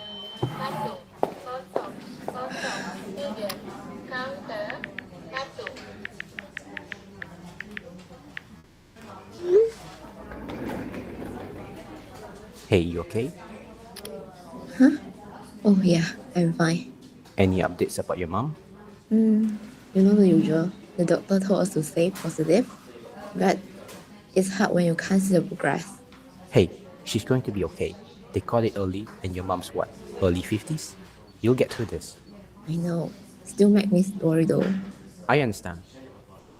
Hey, can I get you anything for lunch? No, it's okay. I packed my lunch today. You sure? Alright, if you change your mind, let me know. Will do. Huh, that's weird. The Wi-Fi is down, and I can't get a phone signal. Same, no bars. Damn Cellcom. I'll call IT and see what's wrong. Maybe it's on our end. What's happening? I'll see what's going on. Nobody move! You stop the ground. Everybody get down on the ground now! On the ground now. We're here for the money, not you! Quick, hide. Get down. What's going on? These 4 guys with automatic rifles stormed in. They're heading for the vault. Move and you're dead!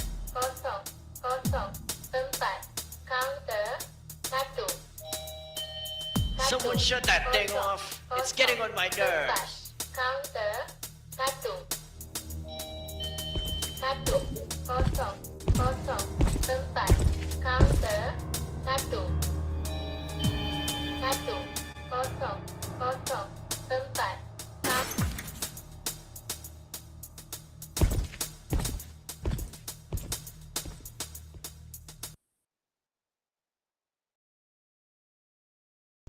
Okay, so as you can see that by layering sound effects, it can really allows you to craft your own environment and your own story with video editing, with sounds that were never there in the first place. So let me give you like another example on how you can use sound design and sound layering to craft like your own environment. So let's say you want to find a to add what say you want to make a video of your day at the park, but you did not record any sound for some reason, that you had your earphones on and then the sound just did not sound good whatsoever. So what do you do? Let's just imagine this stock footage is your footage that you shot on your phone. So if you want to download stock footage on CapCut, it's the same as the sound library. You just go to the tab next to it, go to import, and then go down here, the second from the bottom, called stock materials. So with this, it is a very extensive stock library, just like if you use Canva, you know how you can use different elements and different videos for your presentations. Well, it's the same concept here, but for video editing. So let's say you want to find a stock footage of your day at the park. And then let's find maybe this one. Okay, so it's a slow drone footage. And then let's trim it down here. So if you want to trim adjust the duration of your video, you can just select the clip and then go to either ends of your video to change the length of it. But this will also cut that section. So let's say you put your playhead here and then you move this forward, then you will cut out everything before that. So the video will start here. And if you move it to the end as well, it's the same concept. Say instead of just cutting it like this, you press B, you make a cut, and then you delete that.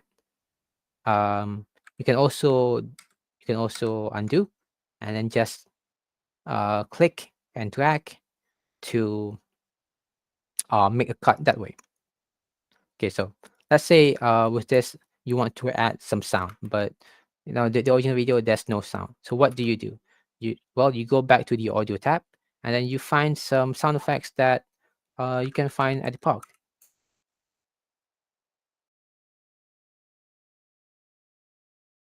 Like yeah, sounds of birds bird singing. So let's say you download that file. Okay, so now it's under here, and then you place it right underneath, and then adjust the audio level. Make sure it doesn't peak. Remember.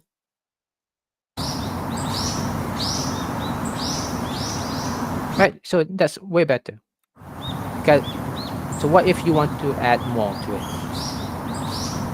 Well, you can also layer multiple sound effects, as I said earlier. Let's say you want to make it sound more realistic. What are some sounds that you can find at first? You have, or at the park, you have wind. So let's search for wind sound effect.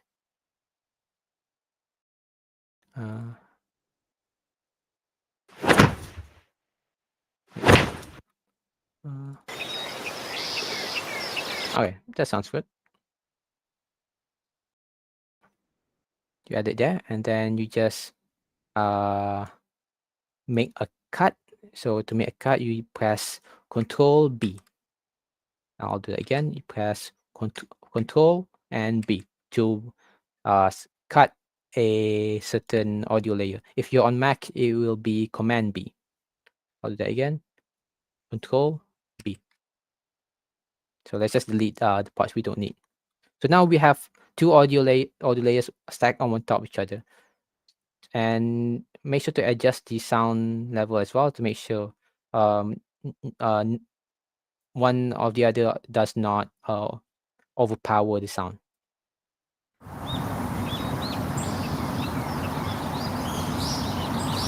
See, so now there's like two bird sound effects instead of one. So let's say if I turn off one of the two audio layers.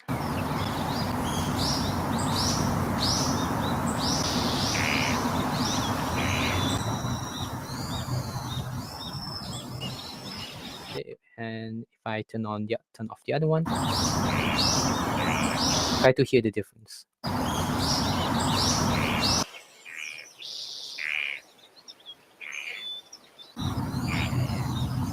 It really adds to it. So, if you're wondering what I did just now, if you press V on your keyboard, it allows you to disable a a highlighted clip. So you press V, it will turn off the audio clip, so you can easily monitor clips that are layered. So it works for video as well.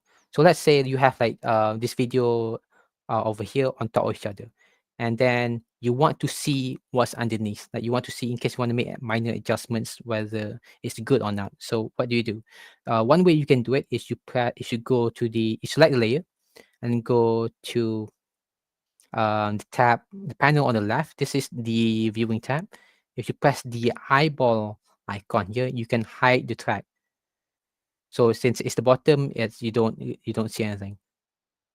But if you go to the top layer, you press hide the track, it will hide the current track and then show whatever is underneath it. And if you press if the video has sound, the button next to it will mute the track. But this video doesn't have any. So that means it's only for audio. So let's say you want to adjust one of these sounds, but you want to adjust the bottom layer here, make sure the audio sounds good, but the top layer is like in the way and you can't really concentrate. So what do? Select layer, you press a mute track. Now you only hear the bottom layer, and you press it again. Yeah, you hear the other one. So instead of just pressing the panel over here, what you can do to make it quick is just press the V button to disable it. It does the same thing.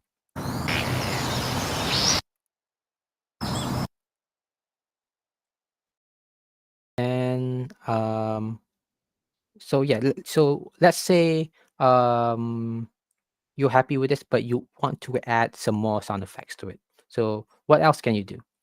What are the sounds that you can find at the park? Let's have a look.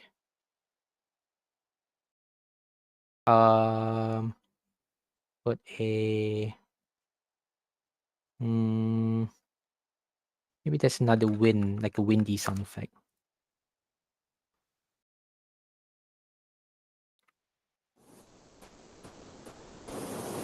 Yeah, okay.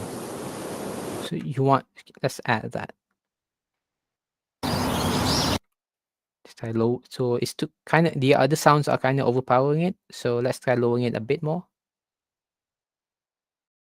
To adjust the sound level, there's many ways. The easiest way is to select the clip and then click hovering over this line here to adjust the audio level. So if you raise it up, it will turn up the volume. If you raise it down, it will lower the volume. Another way is if you click any audio layer, like this one, it will immediately open the editing panel over here, and you can just adjust the volume however much you want. If you want to make it more detailed, you can just click it here and then just manually adjust. You just type the value that you want. So let's say we want it to be minus 18. Put it up there, then it will lower the volume to minus 18.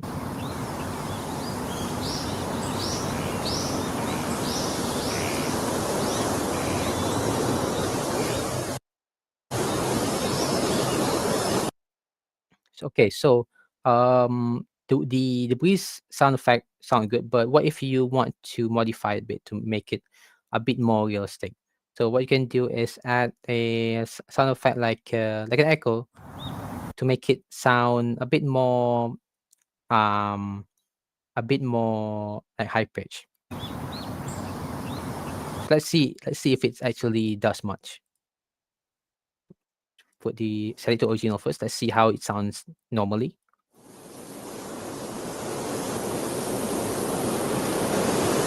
Now with sound effect, not much, right? So let's try to increase the strength of it.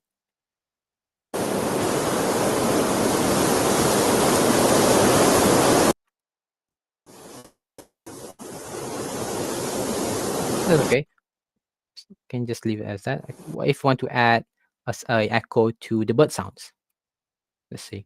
Or make sure to unmute the track.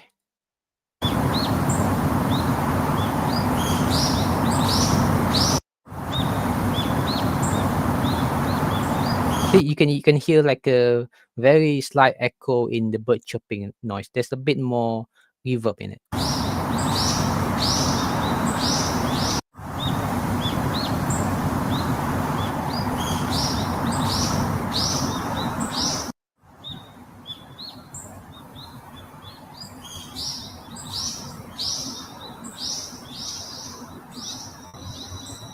And this works with any environment as well. So let's say you don't want to do like a nature one. Okay, let's say we want to you want to make a video about a new trend in the city.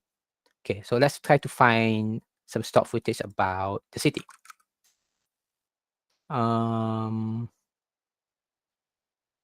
City. Let's put city street.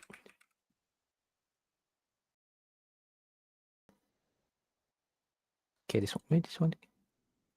Okay. So let's watch the footage and see what's on screen. We see bicycles, a motorcycle, some cars driving by.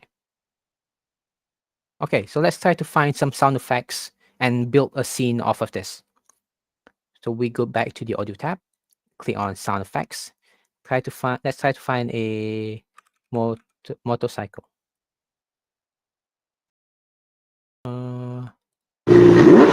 Oh, too loud. Maybe a scooter. Or scooters. Maybe Vespa.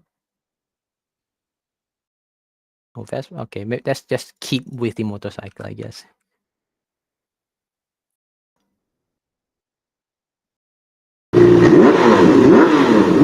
Okay. Try to. So if you look at closely at the audio level, you see those like little white, not white, sorry, those orange peaks. So that means the audio is too loud. That means the audio is over -6 decibels. Yes, that means that the audio is peaking and you have to lower it. So one of the best ways to do it is, as I mentioned earlier, just like the audio, you just click the normalize audio loudness and it will does it automatically. You don't have to manually adjust, okay, whether this is too loud, whether it's too quiet. The software will do it automatically. Okay, that's good, but it still sounds a bit too empty. Let's try to find some more.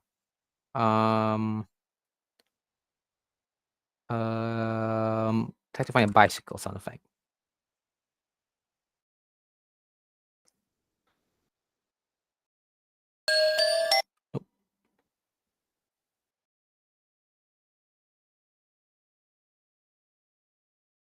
Bicycle.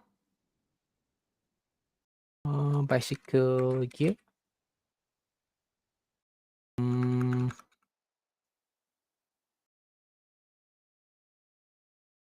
Bicycle.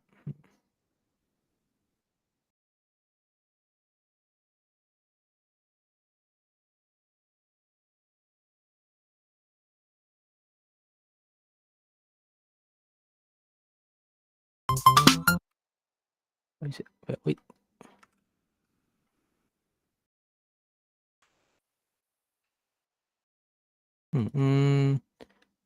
Can't find. What about a gear? Mechanical gear. No sound as well.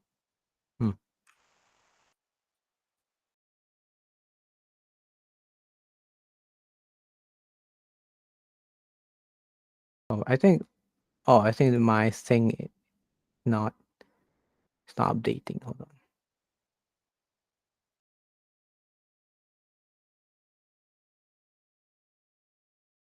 on. Okay, what about we just add like a city sound?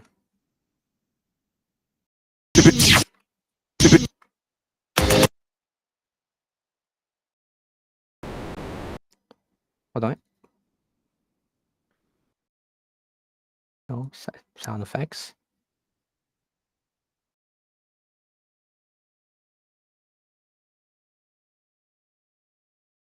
Okay, I think that's like some issue with this. So what if we try something else? What if try flickering lights?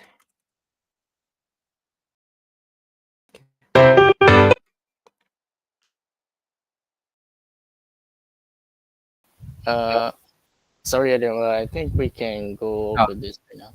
Okay, so I'm sorry, guys. Okay, we'll move on to the next topic. So next, okay, so we've handled with sound. Let's try to focus on visuals. So one of the things you always focus on is the eye line. So meaning where the audience is viewing the video, where their focus is at all times, because it is your job as an editor to redirect the focus of your audience to the parts that you want them to pay attention to the subject. So with editing, have you noticed how like some movies, they are like difficult to remember? Like you remember some parts, but some other parts it's just you can't recall what happened to it. So let me show this short clip on the explanation of continuum of movement. The first time when the focus frame, you lose moving back to the same frame. Visual contrast can be of tone, of hue, of movement, but in editing, when the focus falls in the same place from shot to shot, that is called affinity of continuum of movement. Haven't I seen you before? Maybe. When the focus falls in two different places from shot to shot, that is called contrast of continuum of movement. You may have heard of the centering technique used in Mad Max Fury Road. The cinematographer deliberately kept the action in the center of the shot during the action scenes, so editor Margaret Sitzel would have maximum temporal freedom in the edit, meaning she could make the shots go for as long or as short as she desired. And she had that freedom because the focus is always in the same place from shot to shot, the center of the frame.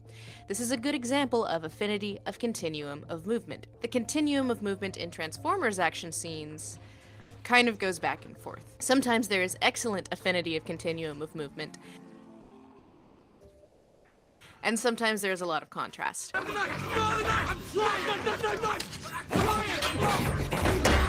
That is not to say that contrast of continuum of movement in action scenes is always a bad thing when it is used deliberately. There is a scene in Batman Begins where the Batman uses Scarecrow's scare tactics against him, and it's really hard to follow what's going on in the scene. This scene is meant to be intentionally disorienting, to give some menace to Batman, as we see him from the point of view of the criminal. But it is important to know also that this is not consistent with the rest of the visual style of the film. This style of editing is used very rarely, therefore it is memorable when it does happen. Most of the film is shot very traditionally, so when you do have a scene that deliberately uses a lot of contrast of continuum of movement, not only does the audience remember the scene, the intended effect helps the audience remember the scene, rather than diminishes your ability to do so. Here's an example of rapid-fire cutting and contrast of continuum of movement to create a desired effect. In the Transformers movie,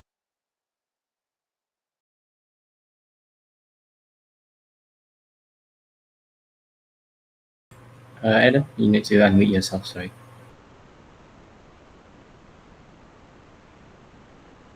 Adam, you're still muted. Hello? Yeah, okay, Okay, I sorry. can hear. So there was a lot of information to digest. So I'm sure. So let me try to re-explain of what that video showed just now. So when it comes to visual language and film language, there's something called affinity of continuum of movement. So this is when what the audience pays attention to on what is going on screen. So there is two of them. There is affinity of continuum of movement, and there is contrast of continuum of movement. So what is affinity of continuum of movement? Affinity is when the audience's point of attention when they look around the frame. So this is when the subject is in the same spot in between shots. So this is important because it allows the filmmaker and editor to manipulate where the audience looks and where they want the audience to look at every section, and every area on screen. So let's say you are editing a video and the person is over here, and then they're talking to the camera cuts to another person and their position is over here still. Your eye line, since your eye line is always here, the audience strains their eye less because the subject that they need to look for is already in the same place. So when something is over here and cuts to another shot and the thing they should be focused on is also in the same spot, it makes the thing much more memorable because it is much easier for the audience to interpret, to digest the information. So on the other hand, contrast or continuum of movement is when things feel jarring or abrupt. So this is when the subject is in another sector of the screen. So this is often used for like action sequences, and it's very jittery, and it makes the audience use more of their concentration to follow the subject around. So when you try to edit your videos, make sure to always pay attention where the subject is on screen. So if you are editing like a conversation between two people, let's say, and person one is over here on the right side of the screen, and then it cuts to another shot of the person, and the person is on the other side of the screen. So when you do that, the audience will shift their eyes from the right side of the screen to the left side. So it will shift their attention. So with this, you should always keep in mind the audience will always look out for movement, bright objects, colorful objects, the actor's eyes or face, and also like close-ups of objects that have significance, importance, subjects that contrast with the rest of the uh, s- subjects. So how what does this mean in actual video editing in practice? Okay, let me show you another clip.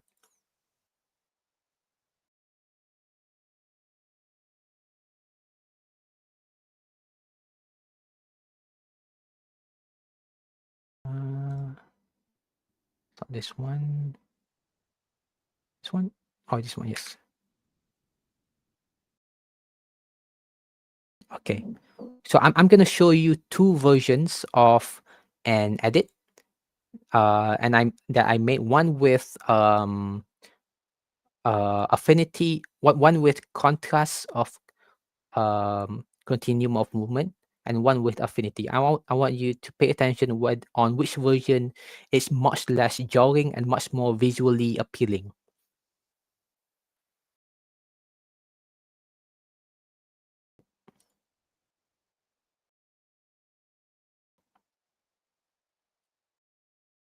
Why is it?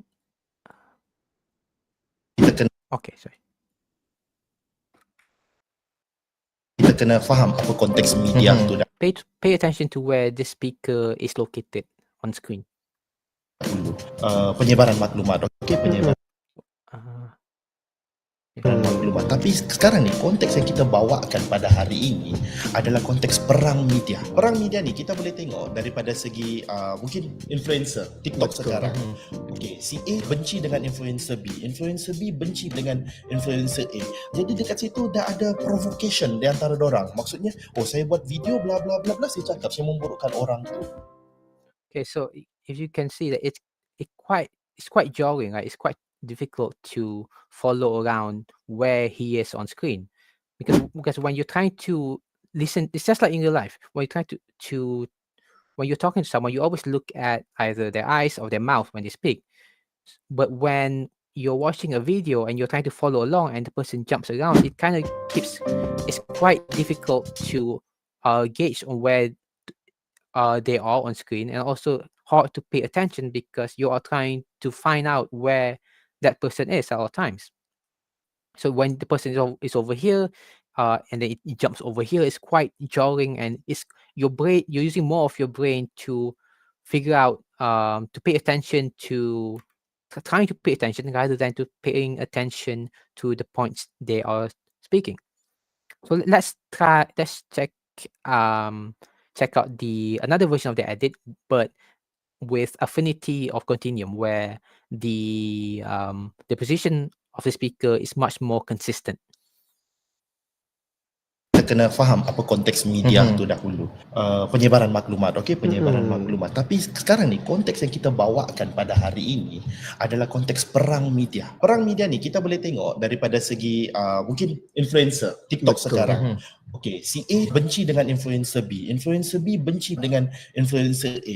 Jadi dekat situ dah ada provocation di antara dorang. Maksudnya, oh saya buat video bla bla bla bla, saya cakap saya memburukkan orang tu.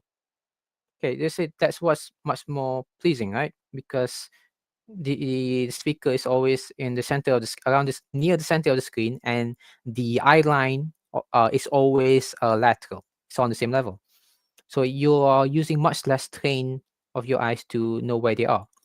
So how do you actually edit like this? How do you make sure in every shot the eye level is around the same and they are always in the part of the screen where you want them to be? So one way to do this is to make guides.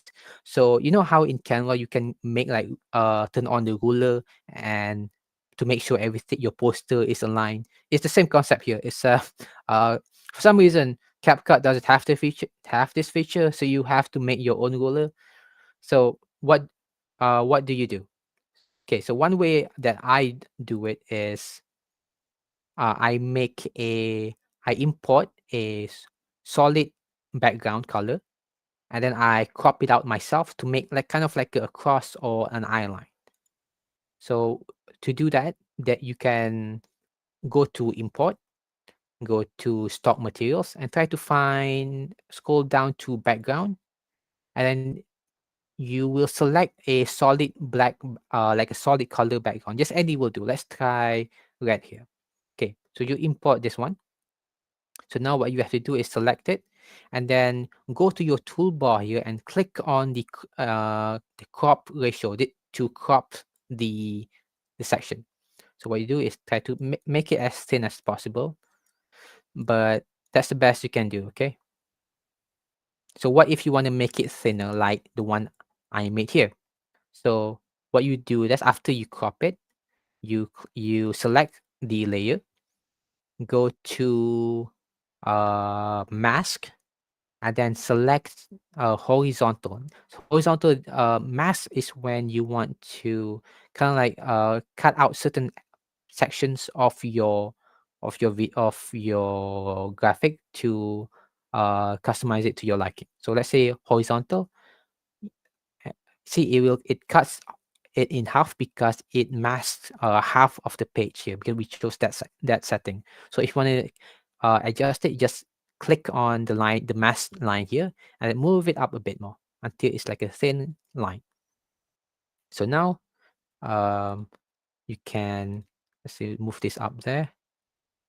What you do, you just move it up above your video and then select it. See, it will show up like that over there. So now go back to back to basic. Select the layer, and then try to move it.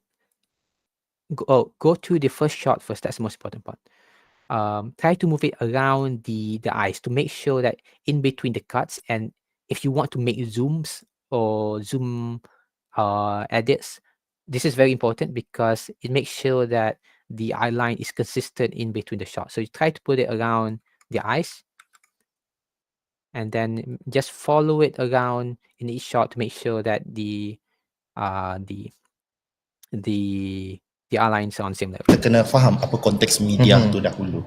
Penyebaran maklumat, okey, penyebaran maklumat. Tapi sekarang You see, when the camera zooms between different shots, it's not as jarring because his eye line is still the same level, because that is where you are looking. So since it's at the same level, it's much less jarring. It's much easier to follow.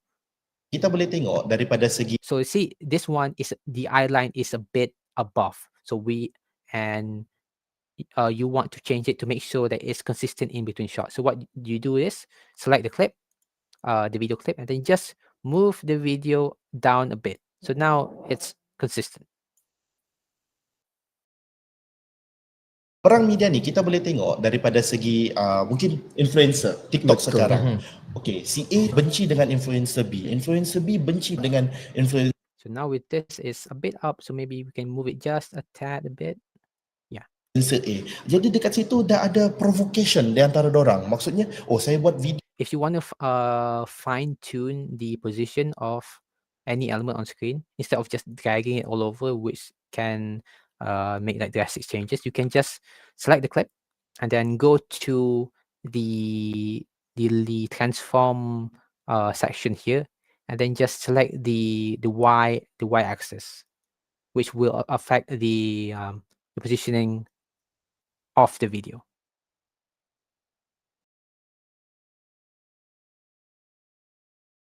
So yeah. So let me show you how by making guides, custom guides yourself. You can see how the audience can view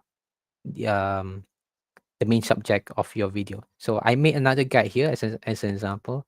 I'm what to do, like the vertical line is the same process as the horizontal line here, only you just select it and then rotate the the line there. So it's just this version is just the same one as this, only I rotate it over here. See?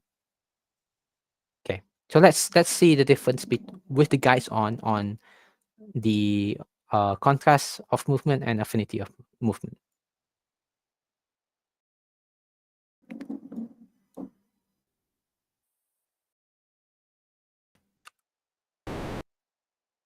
Kita kena faham apa konteks media tu dahulu. Penyebaran maklumat, okey, penyebaran maklumat. Tapi sekarang ni konteks yang kita bawakan pada hari ini You see, adalah with konteks perang media. with this Perang one, media you can see that the subject is way off and it can be really difficult for your audience to follow your video. ni kita boleh tengok daripada segi mungkin influencer TikTok sekarang. Okey, si A benci dengan influencer B benci dengan influencer A. Jadi dekat situ dah ada provocation di antara dorang. Maksudnya, oh saya buat video bla bla bla bla, saya cakap saya memburukkan orang tu. Now, the affinity one.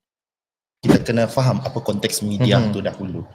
Penyebaran maklumat, okey, penyebaran maklumat. Tapi sekarang ni konteks yang kita bawakan pada hari ini adalah konteks perang media. Perang media ni kita boleh tengok daripada segi mungkin influencer TikTok sekarang. Okey, si A benci dengan influencer B benci dengan influencer A. Jadi dekat situ dah ada provocation di antara dorang. Maksudnya, oh saya buat video bla bla bla bla, saya cakap saya memburukkan orang tu. So see in the last shot, you see the guy, he's a bit to the right, but since the eye line, the lateral positioning is the same, it's still way less jarring than him being like than him being like over here, for example. Because if you put it over here, it's still quite a bit jarring, but since the eye line is still the same, it's less jarring. So when you want to edit your video, pay attention to make sure either the lateral the vertical positioning of your subject is consistent in between shots, either like vertically, so like here vertically, or laterally here. Okay. And then yes, so the concept is the same as writing an essay, actually. So think of the affinity of contrast and continuum of movement as writing a compare and contrast essay. When you write a compare and contrast essay, you always have to have like two subjects, right? So in a comparing sentence, you are comparing oranges and lemons. So oranges and lemons, they are both around the same, with the same idea. So it will be much easier for your audience, for your reader to follow along. So let's say if you are writing a contrasting sentence, you are comparing oranges to dates. Since since they are two different things, they are you are comparing the differences. But they are still in the same fruit family, and you are talking about fruits as a diet. So the general idea is there. You're just comparing two different ideas for contrast. But what if the two subjects is completely different? Let's say you are trying to contrast the health benefits of orange juice and cheeseburger. They are two completely contrasting ideas. They are not even in the same ballpark. At least with oranges and dates, they're still fruits. They're still talking about the importance of them in a diet. But when you compare orange juice and cheeseburger, they're not in the same ballpark. So this is the same as video editing. When you want to either to retain your audience's engagement, to make them pay attention to your video, you have to make sure they are along for the ride. Make sure they are able to follow your information, your video that you are delivering. With reading is in the form of writing. You are presenting the ideas on paper. With video editing, you are presenting it visually. Visually meaning what is on screen, and then also auditory to what is heard. And yes, Can you go to the next slide, please? Okay, so when you try to do this, and when next time you view TikTok, I know some of you are watching TikTok right now, like not having this on in the background. So when you scroll to, try to pay attention on where the subject is um on screen, where the graphics are, where the subtitles are, and where the person talking are. When it cuts to a different shot, are they in the same position? Are they on the left side of the screen throughout the video? Are they center on the screen, or the, like, the subtitles like suddenly jumping from like the bottom half to the top half for, like, for some reason? Does it affect your viewing experience? Does it make it easier to remember that video, or does it make it harder? Try to um test it out for yourself. And go to the next slide, please. Okay, so I think this will be the final one for this slot, because I think it's already 12 and we have another hour after this. So when you are going to your reviewing process, like you are happy with your edit, and you are nearing the end stage of your fine cut stage, and you want to see if you can add some more changes or details to your video. So what can you do? Always pay attention to timing, pacing, text, and audio. Those are the most important parts.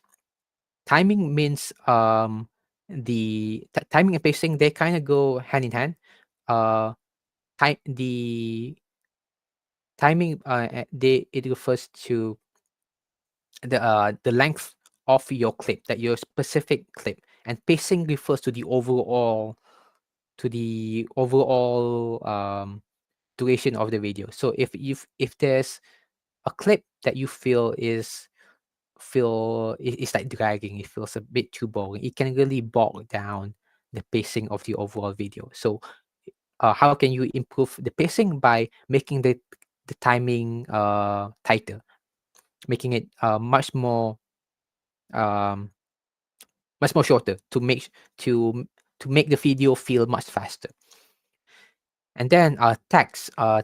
This is especially important for social media videos. You have to make sure your text is legible, and make sure you choose a good font, a good font type, good font size, good font color that's easily legible. If sometimes let's say you want to choose a specific font, but it's very thin over your video. So what you can do is you can add like a background, like a backdrop to the text to make it more legible.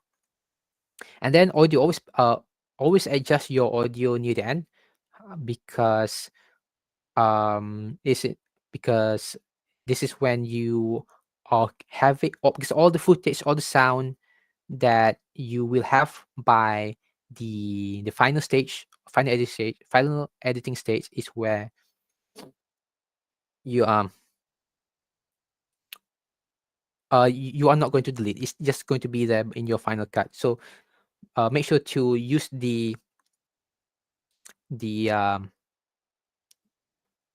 sound monitor to make sure the decibels isn't over a certain level, isn't over minus 0.6. Make sure um it's easily heard.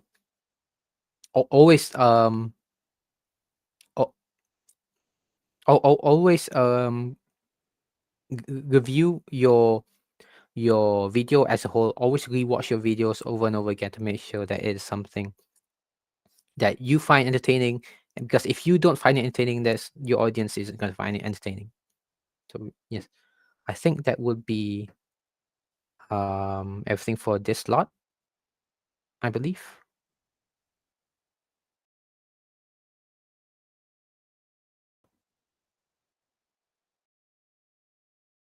Was there? Let me check. All right. Thank you, Mr. Adam Faris, for sharing this wonderful and certainly useful knowledge for our students. So, ladies and gentlemen, as excited as we are to know more about CapCut techniques, we'll be taking a short 5 minute break and see you guys in 5 minutes. Thank you.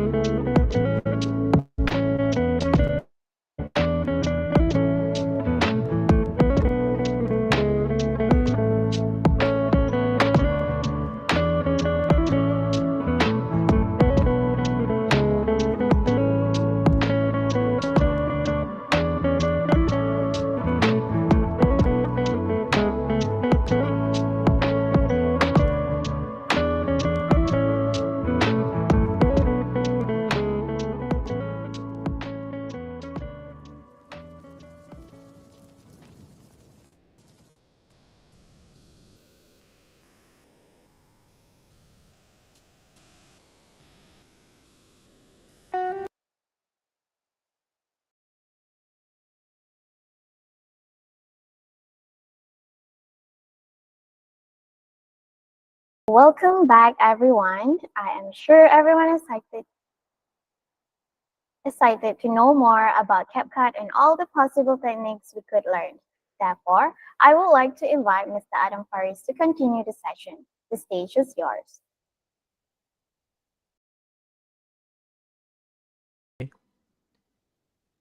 Just double check. Can you hear me? Okay.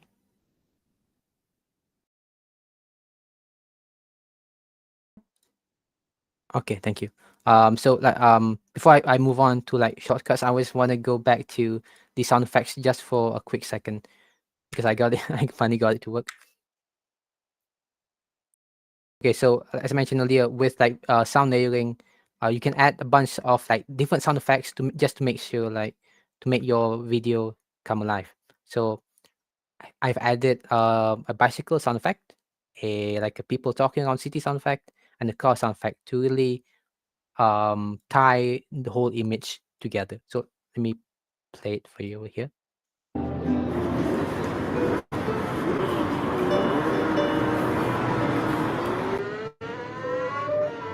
It really, it really makes the video seem like seamless, like the audio is built in, even though it's all separate sound effects.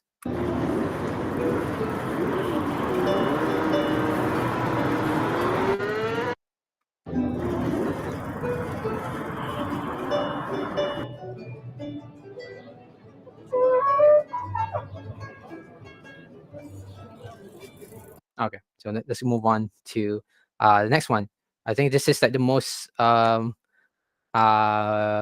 important part, the most important section of today's workshop, which is shortcuts. Shortcuts are key in making sure you edit much faster because you can edit shortcut with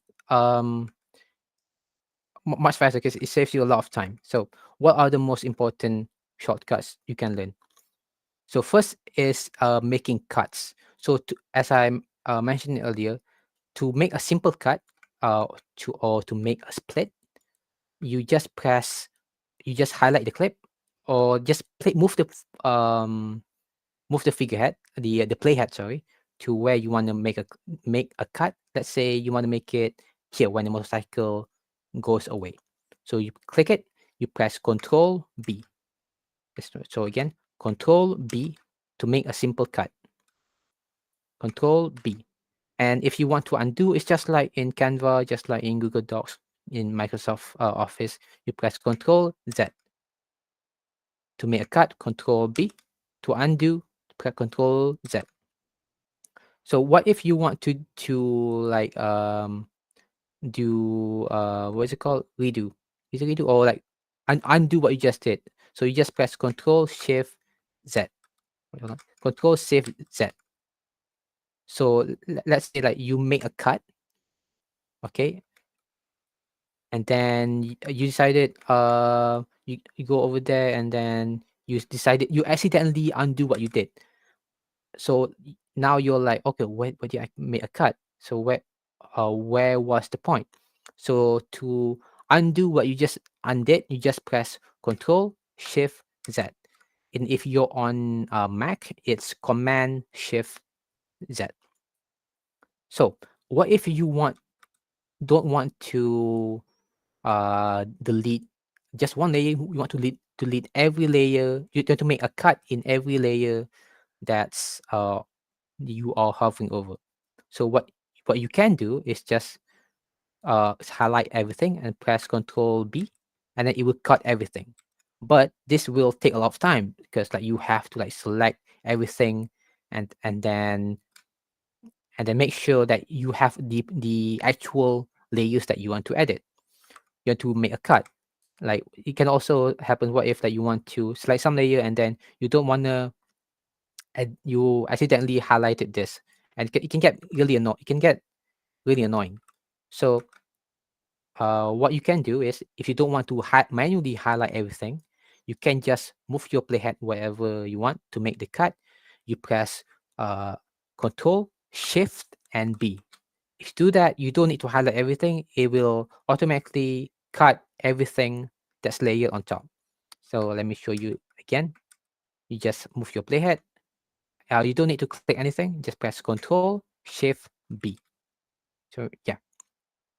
So what if you want to like manually cut with your mouse? So one way to do it is to go to your toolbar here, as I mentioned. Yes. Also, if you want to undo manually, you can just press here the undo button, or if you want to redo it, just press reset, which is Control Shift Z, as I explained earlier. And on mobile, it's the button here is right underneath the video preview under the, and it should be around here on mobile. So what if you want to select, you want to split your video manually, you want to make a manual cut with like your mouse. So what you can do is you go to the toolbar here, you click the drop down arrow, and you press B, split. So now your mouse, your cursor will turn into a razor blade there. You see? So with this, you can actually just cut with your mouse. So if you want to make like very like precise movements, you can just move your mouse and click whenever. So you can just make very sporadic cuts. But I don't really recommend you using it because it can it's good for making like rough cuts in the beginning when you're like going through like massive amount of footage. But when you're trying to make fine cuts, it's much easier to just use shortcuts to make your edits. So just either press here, and you can just press Control B, and then yeah, you can manually adjust it however you want. So another way you can use the split tool here is you just move around the playhead, and then let's say you don't want to use a shortcut, you want to manually cut it yourself. Just press B on your keyboard. Again, press letter B. You will it will change your mouse to the razor, and then just click right on the line, and then it will make a cut. It's the same as Control B. It's just this is just another way to do it. So to change your mouse back from the razor tool to the select tool, you press A on the keyboard. So when you press A, you can select the clip again. So remember, if you want to make a cut, press B. And if you want to move the clip, press A. This will allow you to select the clip. And then it's, which one? I don't think I managed to include, but another cutting shortcut is the letter Q and W. So this is actually can speed up your editing process substantially, because it allows you to cut out points of the video without deleting the parts before it. So let's say you're editing a clip, right? And then you want to end the video right here. So usually what you would do is you just make a cut, like a manual cut, and then you delete this, right? You make a cut and delete that. And then you go back to the beginning. You want to delete a part near the beginning. You select it, and then Control B, and then you select it. You would select the clip you want to remove, and you delete. So this can actually, although it seems short, it can actually take up a lot of time. So another easy way to do it is you just if you want to remove like a part from before the playhead, you just select the clip, you press the letter Q. You press Q, it automatically deletes the part before it. So let me show you again. Let's say you want the video to start here, but you want to like do it as quickly as possible without manually deleting the clip before it. You just press the letter Q, and it will automatically delete anything the clip before that. Let's say if you want to delete something near the end of it, let's say over here, you press the letter W. Press the W, and it will delete everything before that. So let's say you want to just keep this end part over here. So and you want to remove all of this instead of just doing like a manual cut that you press B, you go back to A to select your select tool, and you press this to delete. Like it uses too much hand movements. An easy way to do that is just select the clip, press the letter Q, and it automatically deletes everything before that. And then the next one is last cut point. Okay, let's say you're dealing with a clip like this where there's like multiple points, and then you want to go to the next clip. Okay, let's say you have like this over here, and then this over here, and then you want to quickly shift to the clips instead of just doing here. Okay, I want to look at this POC clip here, and I want to go back to city. You would drag the playhead and then go here.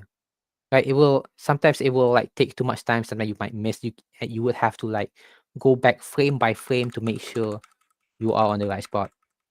It can take a lot of time. Sorry.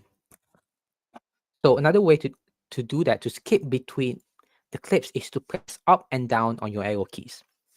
If you press up, it will go back to a point from the last clip. If you press down, it will go forward. See, if you press down, it's going to the end of any element present on the timeline. So in this example, is this adjustment layer here. I will explain adjustment layer in a bit. So you press up, it will immediately go to the end. And if you press it again, it will go to the beginning of this filter that I added here. You press it again, it will go to the end of the clip where I made the cut here. So press up and down on the keyboard to quickly go to different points of your edit. This is especially useful if you want to edit subtitles. So let's say let me open the other file here. Okay, let's say that you edit like subtitles for like one of your videos, right? And instead of like going to the section one by one to adjust like the spelling, the punctuation, and that, it can take quite a long time. So what you can do is just slide the clip, and then press up and down on the keyboard to quickly go to the subtitles. See, let me zoom in a bit. You press up and down, it will immediately go to all the points where there is a cut made. So it's easier for you to go through your video and speed up your video editing process. Then, okay, next is select leftward and select rightward. Okay, so what if you want to insert something over here? Let's say you want to insert like a picture of like this green screen. Okay, say you want to insert it right here in between this clip and this clip. What would you do? One way, like the hard way, is to just select everything in between here and move it here, and then move the green screen in between, and then select everything again and move it back. That takes a lot of effort, right? And sometimes while you're moving this manually, it can actually mess up the timing of your video that you already spent a lot of time perfecting. So what can you do? Okay, let's say you want to put it there. Instead of just highlighting everything, you press the is it inward? Yes, the bracket, but the bracket key on your keyboard, which is right here. This will turn this one right here next to it, the close bracket. This will select, this will show like 2 arrows on your cursor. It will transform your cursor into 2 arrows. What this does is it will select everything. It will select everything from the further end of your timeline. So see, it will select everything there, so which allows you to quickly move anything you want on in between the subject. Hello. Wait, is it? Excuse me. Oh, I think it's not showing up on my thing. Sorry. It's black.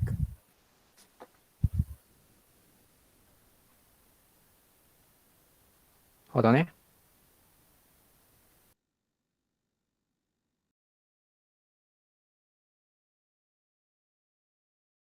Hello? Yeah. Yeah, your screen's still black at the moment. Sorry, I can't hear you. Hello? Hello? Hello? Hello, can you hear me? For some reason tak dengar. Prosedur audio visually. Mute man.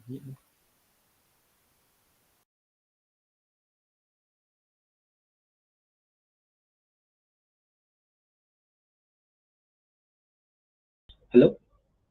Can you hear me? Hello? I can hear you, but it's like muffled.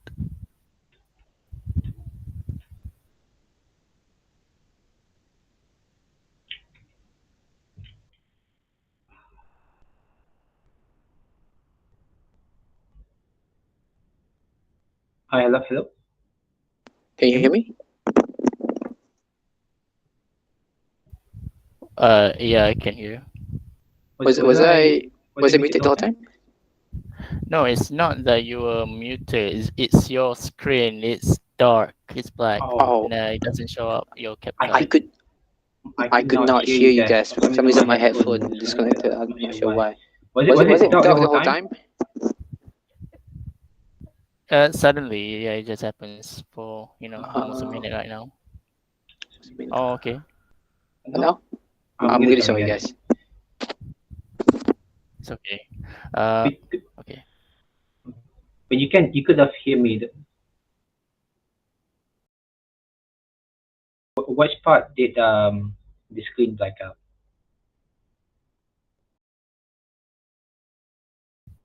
From the beginning. Oh, okay. From the split part.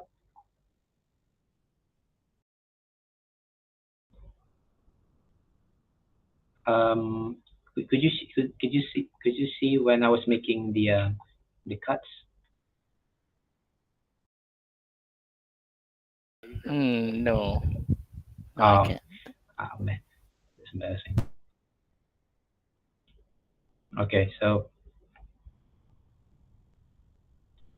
Oh, okay. So when I close program, okay.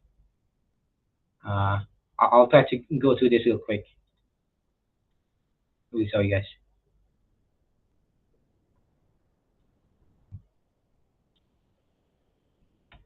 Okay, so when you want to make a cut, you can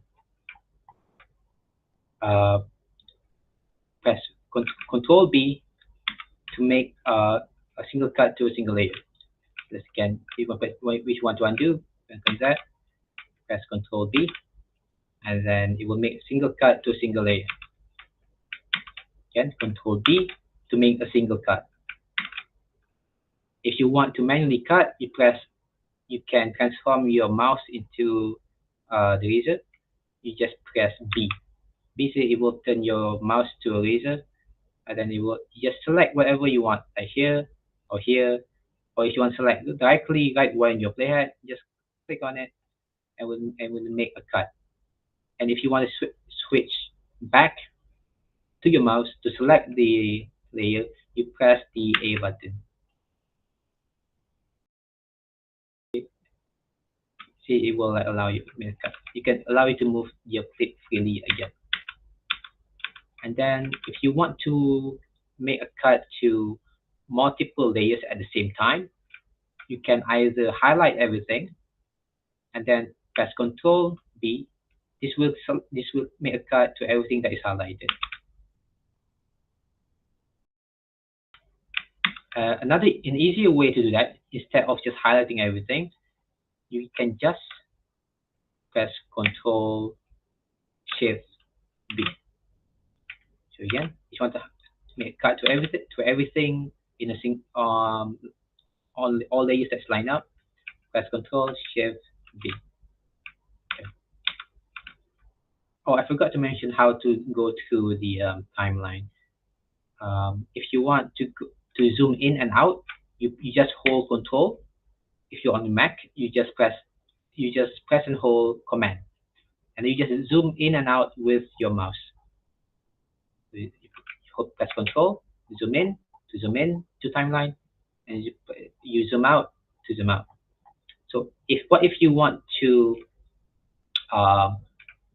reset your view? Let's say you zoom out so much, but you don't want to like zoom in all the way back in.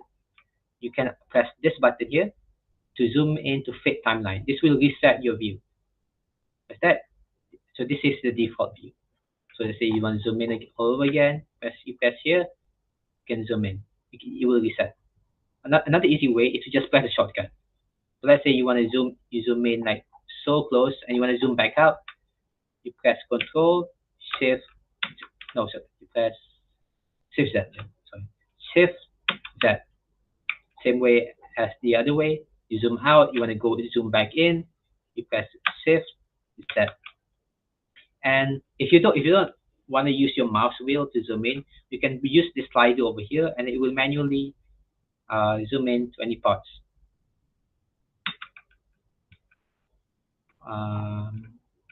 What else? What else? Okay, moving clips. As I mentioned just now,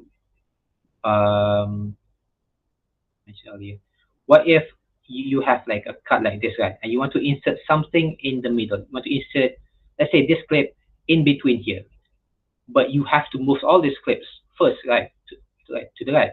So what one would do, you will highlight everything, and then manually move it back. Okay, so you highlight everything and then move it back, and then you add this, and then you highlight everything again, and then you put it here to make sure it cuts to the next shot. That takes a lot of effort, and it can really mess up the timing of your video, especially if you spend a lot of time adjusting timing. So especially with like more complicated cuts like this cut right here, because if you want to highlight here, you can accidentally highlight this section which you don't want. So what can you do? You just press to highlight, to move everything on the right hand side of your cursor. Just press the closing bracket button on your keyboard. See, this will turn your mouse into like this double arrow. So now it will move everything to the right of your mouse. So if you move your mouse right here and you click, it will move everything on the right, and it will keep everything on the left just as it is. So if you want to like move this clip here, where in the middle, all you have to do is just first move the clip somewhere around to the right hand side, and then press the closing bracket. You move it back, and then press A on the keyboard to change it to back to select tool. Move it here, and then press the right bracket again, and then move everything to the side right there. Now, what if you want to do it the other way? Well, you want to move everything to the left-hand side of your cursor. So now, instead of pressing the closing bracket, you press the button, the key next to it, the open bracket, which will change to the left-hand side. What this will do, it will change everything.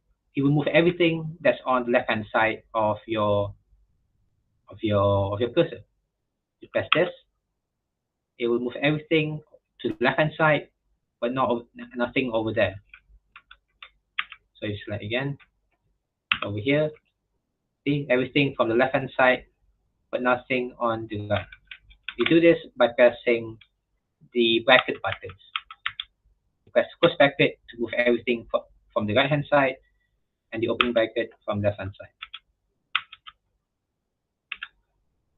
And what else? What else?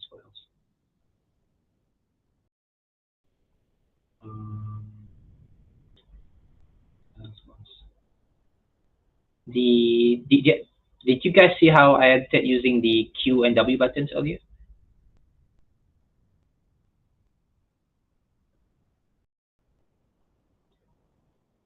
Yeah, you can see. Yes, okay. So I guess I will now be using to the next shortcuts.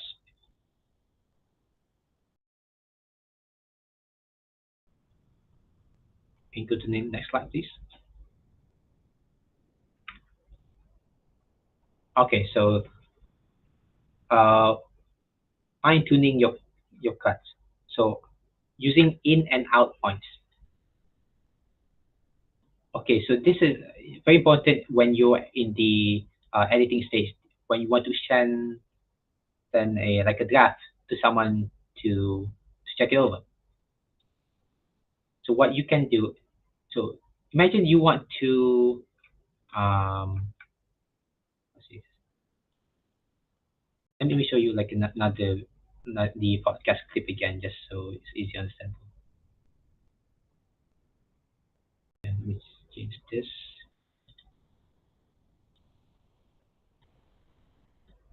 Okay.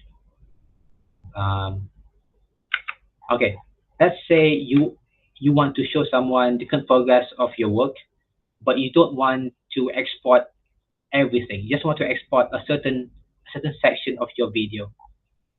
So let's say you want to only show the intro. So what you can do is press I on your keyboard. This will select an in point, and then go to the point where you want to end. Press an out point. So this will only create like a certain section of your timeline, meaning when you click to export, it will only export the points in between the sections that you made just now. So if I click export now, it will only export this part of the video. It will not export the whole video. And if you want to cancel it, is the Alt X. If you're on Mac, it is Option X. So let me show you again. Let's say you want to show someone the ending, just the ending, and you don't want to export the whole video. Just press I on the keyboard. This will create an in point, meaning anything before this point will not be included in your export. And then it will only include everything from this point on forwards. As you want to select, want to close the point, just press O on your keyboard. In and out points are also useful for editing the clips in your what's called it, media panel before you add it to the timeline. So what you can do is select your clip here. You can press spacebar to pause it. Press I, and then you can like have it play a bit. Then press O. See, there's like a few seconds, meaning you create an in and out point within your media panel as well. So when you do this, you click add to track. Let me here. It only imported this small section of the clip, not the whole video. Show you again. Let's say you maybe I think a longer video is like too difficult. Let's try to find this one.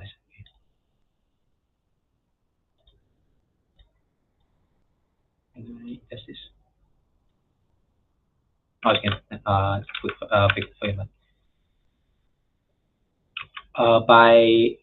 if you click on the media as well, you can manually trim here. So if you want to like select, if you know there's a mistake at the end that you don't want to put it, you can manually trim it here, and you can manually adjust your clip here before importing it to your main timeline. This can really save you a lot of time because it helps you organize your timeline here, so you don't have to spend as much time going to the beginning, deleting a part where the person isn't ready yet, and then you want to delete a part. If you go to the end, you want to delete the part where they like stop talking. So you can just edit it in the timeline here. You select the video, and you can just move the in and out here. If you want to make it manually, you can press I here, and then you can just play it for a bit on your own. Press O, and it will create like your own custom in our points. And then other one, it is show speed panel. Okay. Okay. Earlier I showed you guys how to speed up your video, stop your video and fix your audio, right? So one way to do it is just select the clip and then go to your other tab and then click the speed panel. Okay, so that's the manual way to do it. The quick way to do it is you just press Control. No, you select the clip first, Control R, and it will immediately go to speed panel. You don't have to manually click on the clip and then go to speed panel and then adjust on your own. You can just select the clip that you want, press Control R, and it will immediately go to this page. You select the clip, you press Control R, and it will go to this page. If you want to manually like adjust like the curve of your speed, you just press Shift R. Oh, sorry, Shift B, sorry. Shift B. And we go to this panel, the curve. So with the curve tab, you can manually adjust how fast or how slow you want the speed to be. Because if you go to the standard tab, right, this is all linear, meaning if you change it to 2x speed, it's 2x speed throughout the whole video. But what if you want the video to be like in the beginning, you want to add a speed ramp, meaning the beginning is quite slow, and then near the peak in the middle it is very fast, and then it slows down a bit. So what you do is you can go to the curve tab, or you just select it, press Shift B, and you click the jump cut to change the speed. It's when you select this preset, it will start out very slow, meaning under 1.x speed. So you see the graph here, and then when it goes right over here, it speeds up to 10x speed, and when it reaches the apex, it goes way back down to 0.5 speed. And if you select something like this preset, it is the opposite. It starts out fast, and then it goes slow, and then it goes fast, and then goes back up again.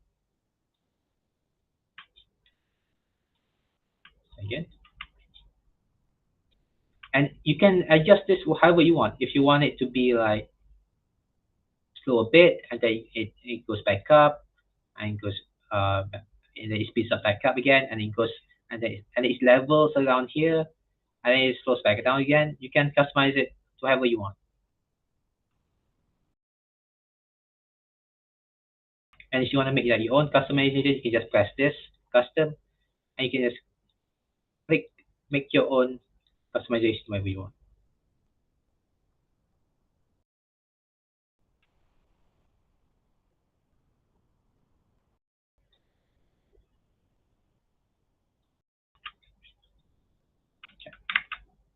And then, okay, grouping and compound clips. Okay, so this is a great tool for organizing your timeline.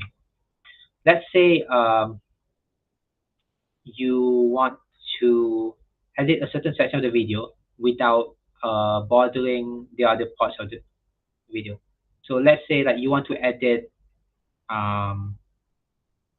like this part here, but you don't want to move these clips every single time one by one, every single time by using like the closing bracket. Yes, okay, because this you don't want to select everything at the same time.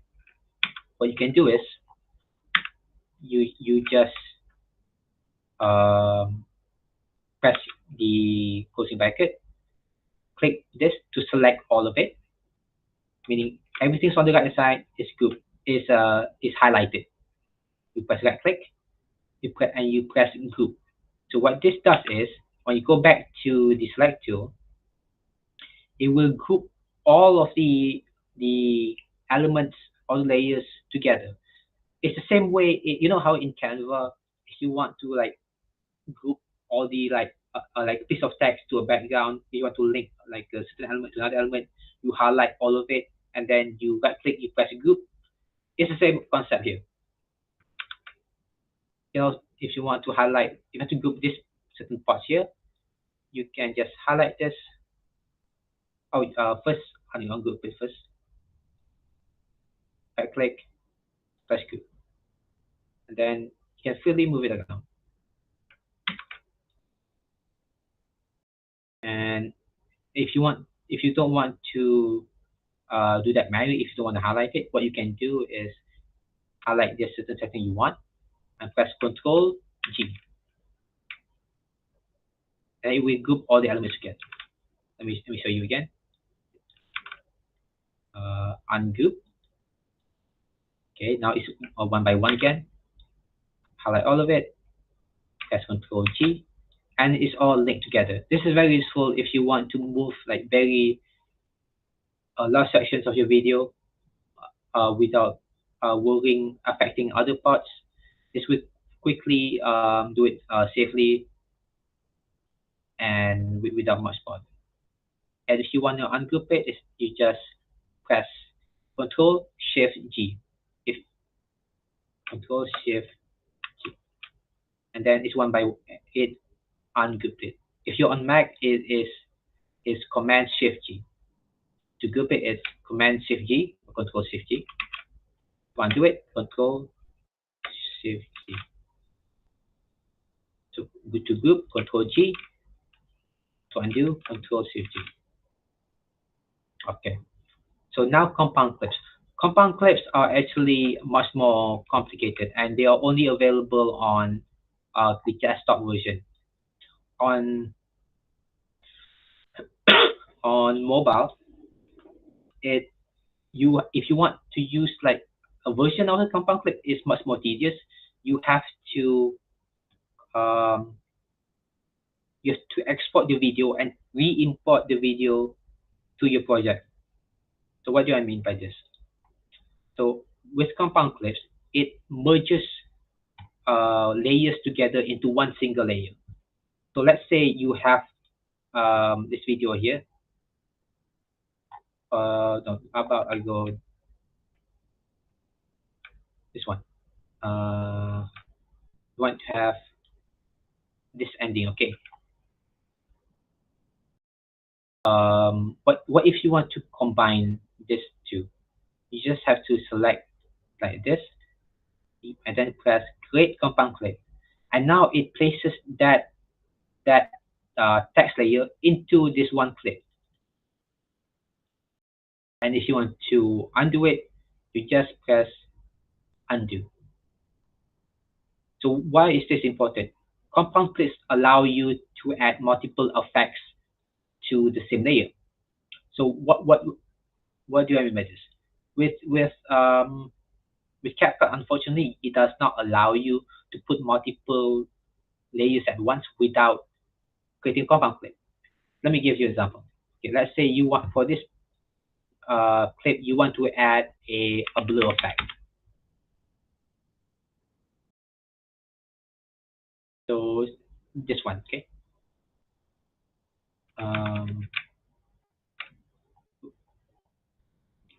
you press the blur, you click and drag it right on top this layer here. Okay, and then you add here and just okay. What if you want to add like a filter to it, like let's say a blue filter.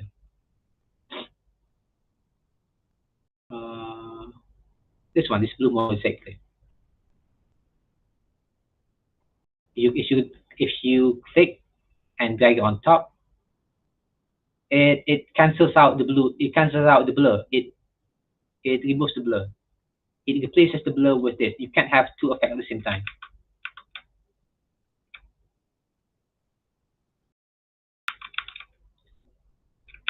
Oh no.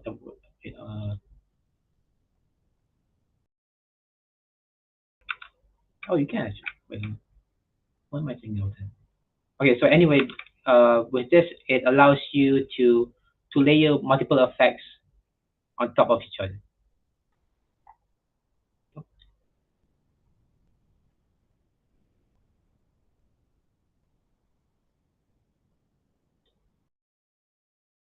Another way you can just add it as a separate layer by itself, and then put it here above there, and then select everything.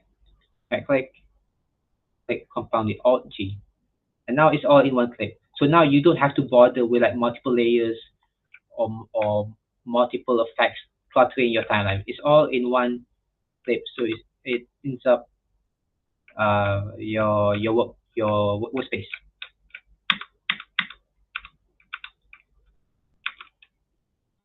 What if you want to like add it like the effect to how to say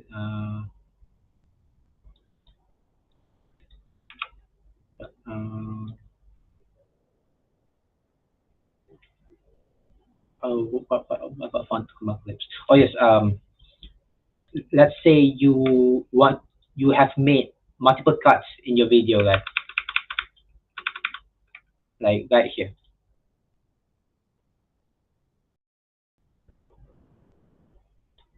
And then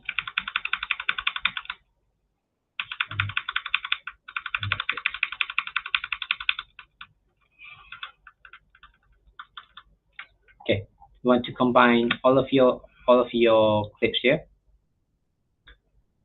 into one single clip again, because it's too tedious, just like having multiple clips and then you accidentally moving one of them by accident.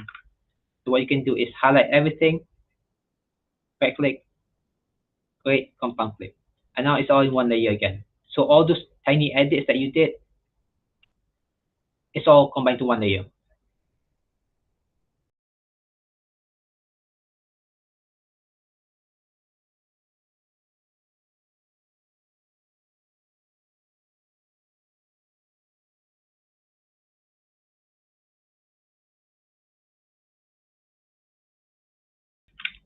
Okay, so you see like all the clips that there's all the different zooms, all different positioning. You can see the settings here. It's all manually manually adjusted. And you want to combine it into one single clip again, you just right click, select all of it, sorry, press Alt G, turns to compound clip. And if you want to undo it, it's Alt Shift G. If you're on Mac, it's Option Shift G. Okay. Then can you go to the next slide, please? Sorry, but I think the time has not allowed us to go in. So I like you to conclude the slot right now. Okay, sure. I think keyframes this will take quite a while. Yeah. Can you go to the next slide? Keep going until the this isn't say this can take a while as well. Okay, color grading. I'll go through this real quick, and then we'll just end this. So if you want to change the look of your video, you can either, I know most people will either add a filter, and then you just go to the filter tab here and then select anything that you want. Let's say this one, and then it automatically adds it to your layer. If you want to drag it above it, show as well, you can change the intensity. But this, you can't really change the colors manually. So what do you do? One of the benefits is using LUTs. LUTs can change the colors of your video with much customizability. So can you go to the next slide, please? Yeah, so to use LUTs, you go up here, go to the adjustment tab, go to LUT, and then click import. And then okay, go up here, click import, and then you need to have LUTs installed, so you need to find it by yourself. So you can just Google Premiere Pro LUT or CapCut LUT, and it will give you some downloads to add a LUT. So let's say I'm going to my LUT folder here. Go to my Hollywood movie pack, and then I want this clip here to look like it's from Aquaman. Okay, you select the clip. So you select the file, press open, and now it imports the clip, the LUT here, and you drag it here, and you drag it above, and it adds the Aquaman filter, and you press here to adjust the tone, and then you can also adjust the manual colors as well, because it's something that you can do with the filters. So that's one of the benefits of LUTs, is you can change your colors with much customizability. And can you go to the next slide as well? So yeah, so I have been editing for about since 2019.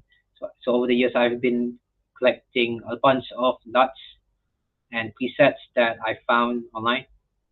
So I would like to share it with you guys, because I hope that you guys can use it in your edits. The LUTs include many creative elements and LUTs inspired by movies. So if you want like a certain look from your favorite movie, you can just find it in the folders that I sent to you.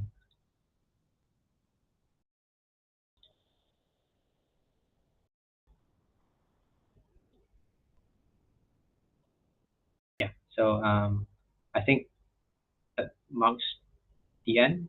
I was wanted to do a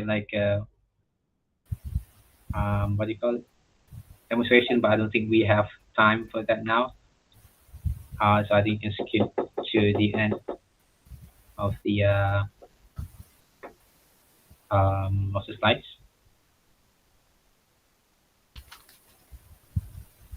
Yeah, we can conclude now, and I think I'll give some space for some Q&A session.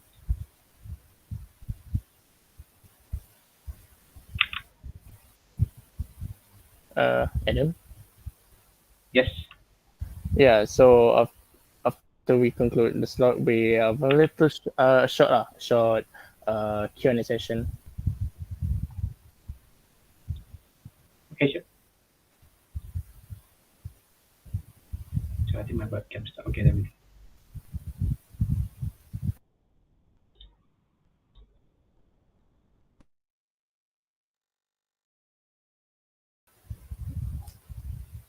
So yeah, I'll go quickly over this. So let's see. From the NGL link we have sent to the chat box of the streams. So first question, how do you recommend I should back up my save files and projects? How often should I do it? Okay, so with CapCut, is all of it is uploaded to the cloud. So you should not really worry about losing any of your files.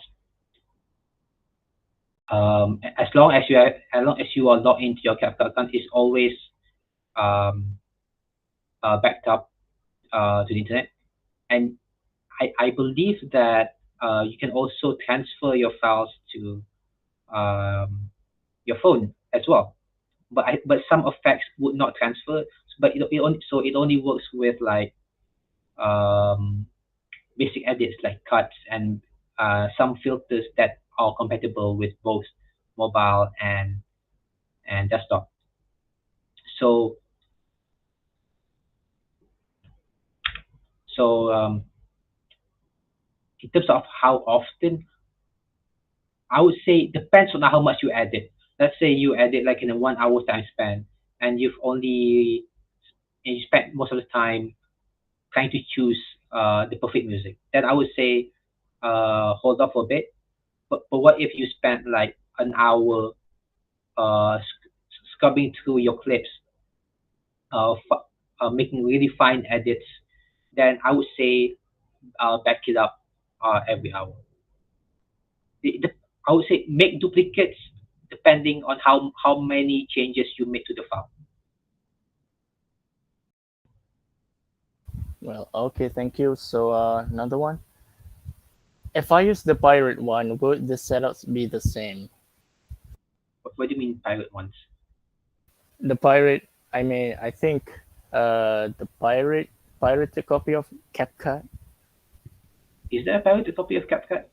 I don't know, but I know there's a you can get like a cracked or pirated version of the Pro account, but it should be, I guess if you have that version, it should still be compatible. Noted. All right. We have some more questions from our own HAK stuff. So, all right, I'll go over here. One, can CapCut be integrated with other software or platforms for a smoother workflow? TikTok, yes, but personally I've never tried it because with it's you can I believe you can edit in CapCut and then transfer some of your sounds, your files to your uh, TikTok editing space and vice versa. But in terms of other programs, software, I'm not sure. I don't think you can. Okay, so that's one. How does CapCut support collaboration among multiple editors or team members? Okay, good question. So with CapCut, there is you can create spaces that allow you to first make backups and share the project files with your friends. So if you look at the space here, you see on the right hand side you can create a space and then you can upload your project here and then share it with your friends. So one way you can do it is you can right click here. Let's say you want to upload this one. You press right click, upload, and you can select which space you want to upload it. If you press it here, it will upload your file to that space, and then you can share the project with your friends.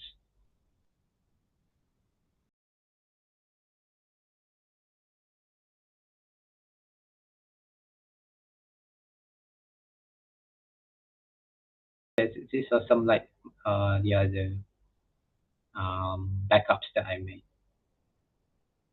With this, you can also transfer this to your phone. So if you, let's say you want to you're much more comfortable editing on your phone, but you don't want to manually do the assembly stage on your phone because it's quite tedious. You can do the rough cut on the desktop version, and then you can upload it to your space. Open CapCut on your phone, download the project file, and continue editing while you're on the go.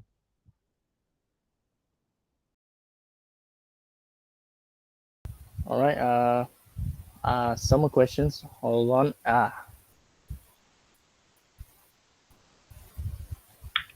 Wait a minute. Give me a sec.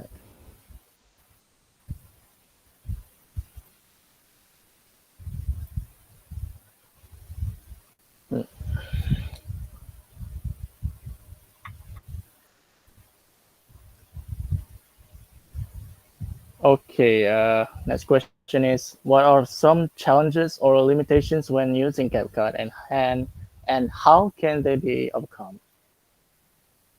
Okay. I would say the biggest limitation is that you can't really make fine that edits on CapCut compared to Premiere Pro. For example, adjusting audio, like the technique I showed you earlier just now, choosing the voice filter.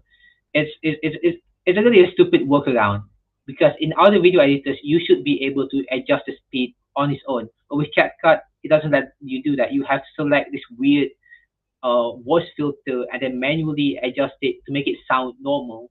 When with other video editors, it's just one setting you change. And then in terms of like overcoming, it's just you have to. I think that one of the most satisfying parts of being a video editor is working around the challenges and making do with what you have. And working with limitations, it really challenges you as a creative, as a creator, and it allows you to find workarounds, and it lets you become resourceful with the tools you have. And I think one of the most benefits that CapCut has is it always updating. For example, like last week, like I updated to newest version, and I checked out the color tab, and there was like a setting that wasn't there the day before. So there was a part where I realized that it's really progressive. It's always updating. So I think that's one of the benefits with CapCut is it's always creator based compared to where like other programs such as DaVinci Resolve or Premiere Pro, where it's more professional based.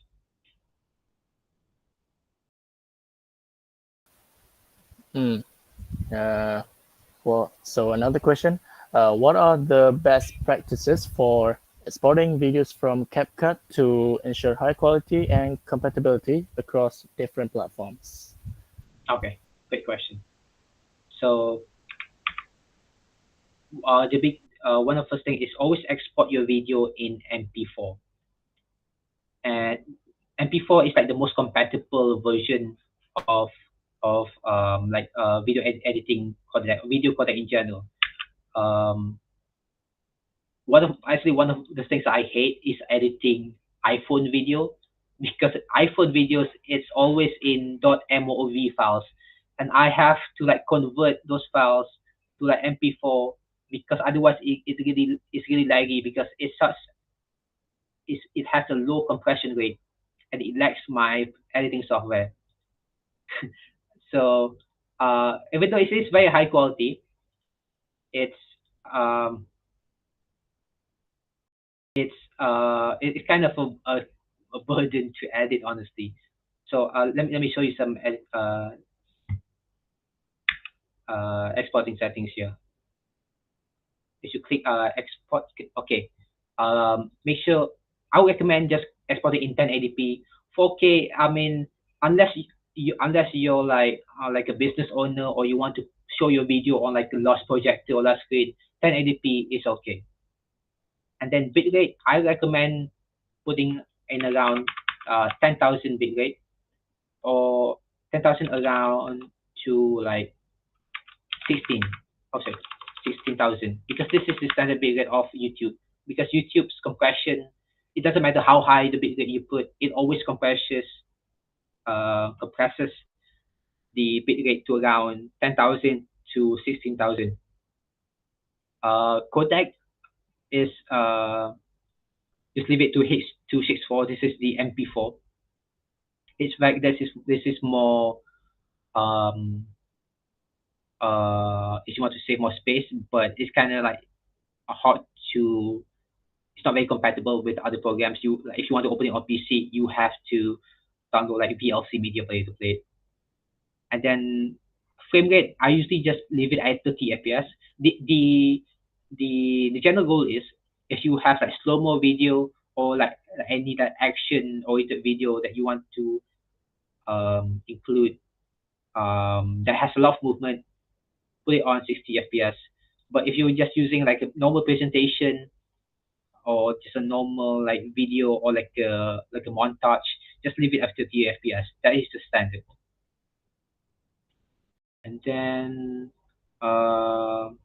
in terms of format, just if you want to edit for TikTok, put it to 9:16, portrait 9:16. If you want to edit for YouTube, 16:9. That's the most standard one. You don't have to put like 18:85 cinema. That's kind of unnecessary. Sometimes if you want to have like a post to social media, and you think 9:16 is like too narrow, you can use 1:1. This is like what Instagram uses. Is just a square. It gives you more surface area, more screen space. Also, if you want to like have a narrow version, you can use 4:3 as well. All right, so thank you for that. So last question. Are there any lesser known features or shortcuts in CapCut that could be useful for editing?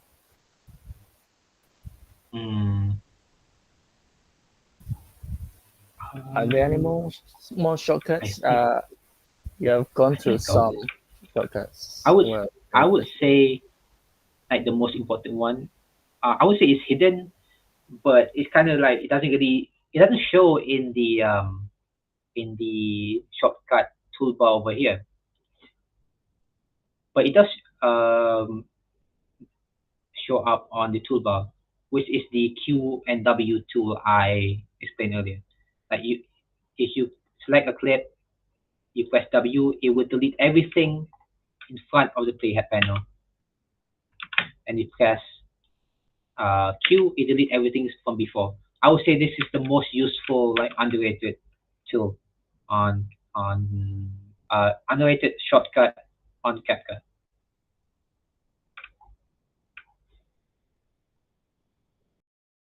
Okay, I think that's all for the Q&A session. So I think the MC can take over the stage again. Thank you. All right. Thank you for answering the questions, Mr. Adam Faris. And I am sure a lot of students have taken a lot of notes from this workshop. And I extend my deepest appreciation to each and every one of you for your unwavering participation, enthusiasm, and dedication throughout this workshop. Your eagerness to learn and willingness to challenge yourself have been truly inspiring. To our esteemed facilitators and speakers, I extend a heartfelt thank you for your expertise, guidance, and unwavering support. Your wisdom and mentorship have been instrumental in shaping our learning journey and empowering us to reach new heights. Before we end, now is the time for us to capture our memorable moments together. We now kindly request everyone to cooperate and switch on your camera so that we can have a group photo to commemorate this event. I shall now hand over the photography session to the media team. The floor is yours now. Hello everyone, I'll be handling the photography session. So can everyone just turn on their mics?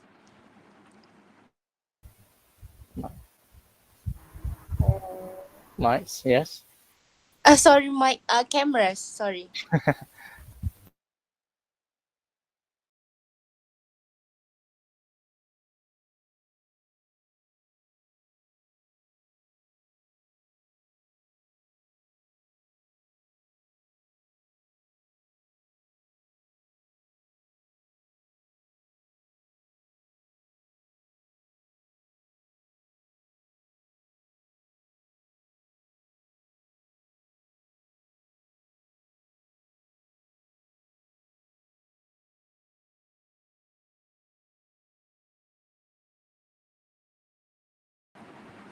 Alright, so seems like not everyone can open their cameras, so I think we can start the photography session now. So let's just start. So 1, 2, 3, smile. Alright, another one. Hold on.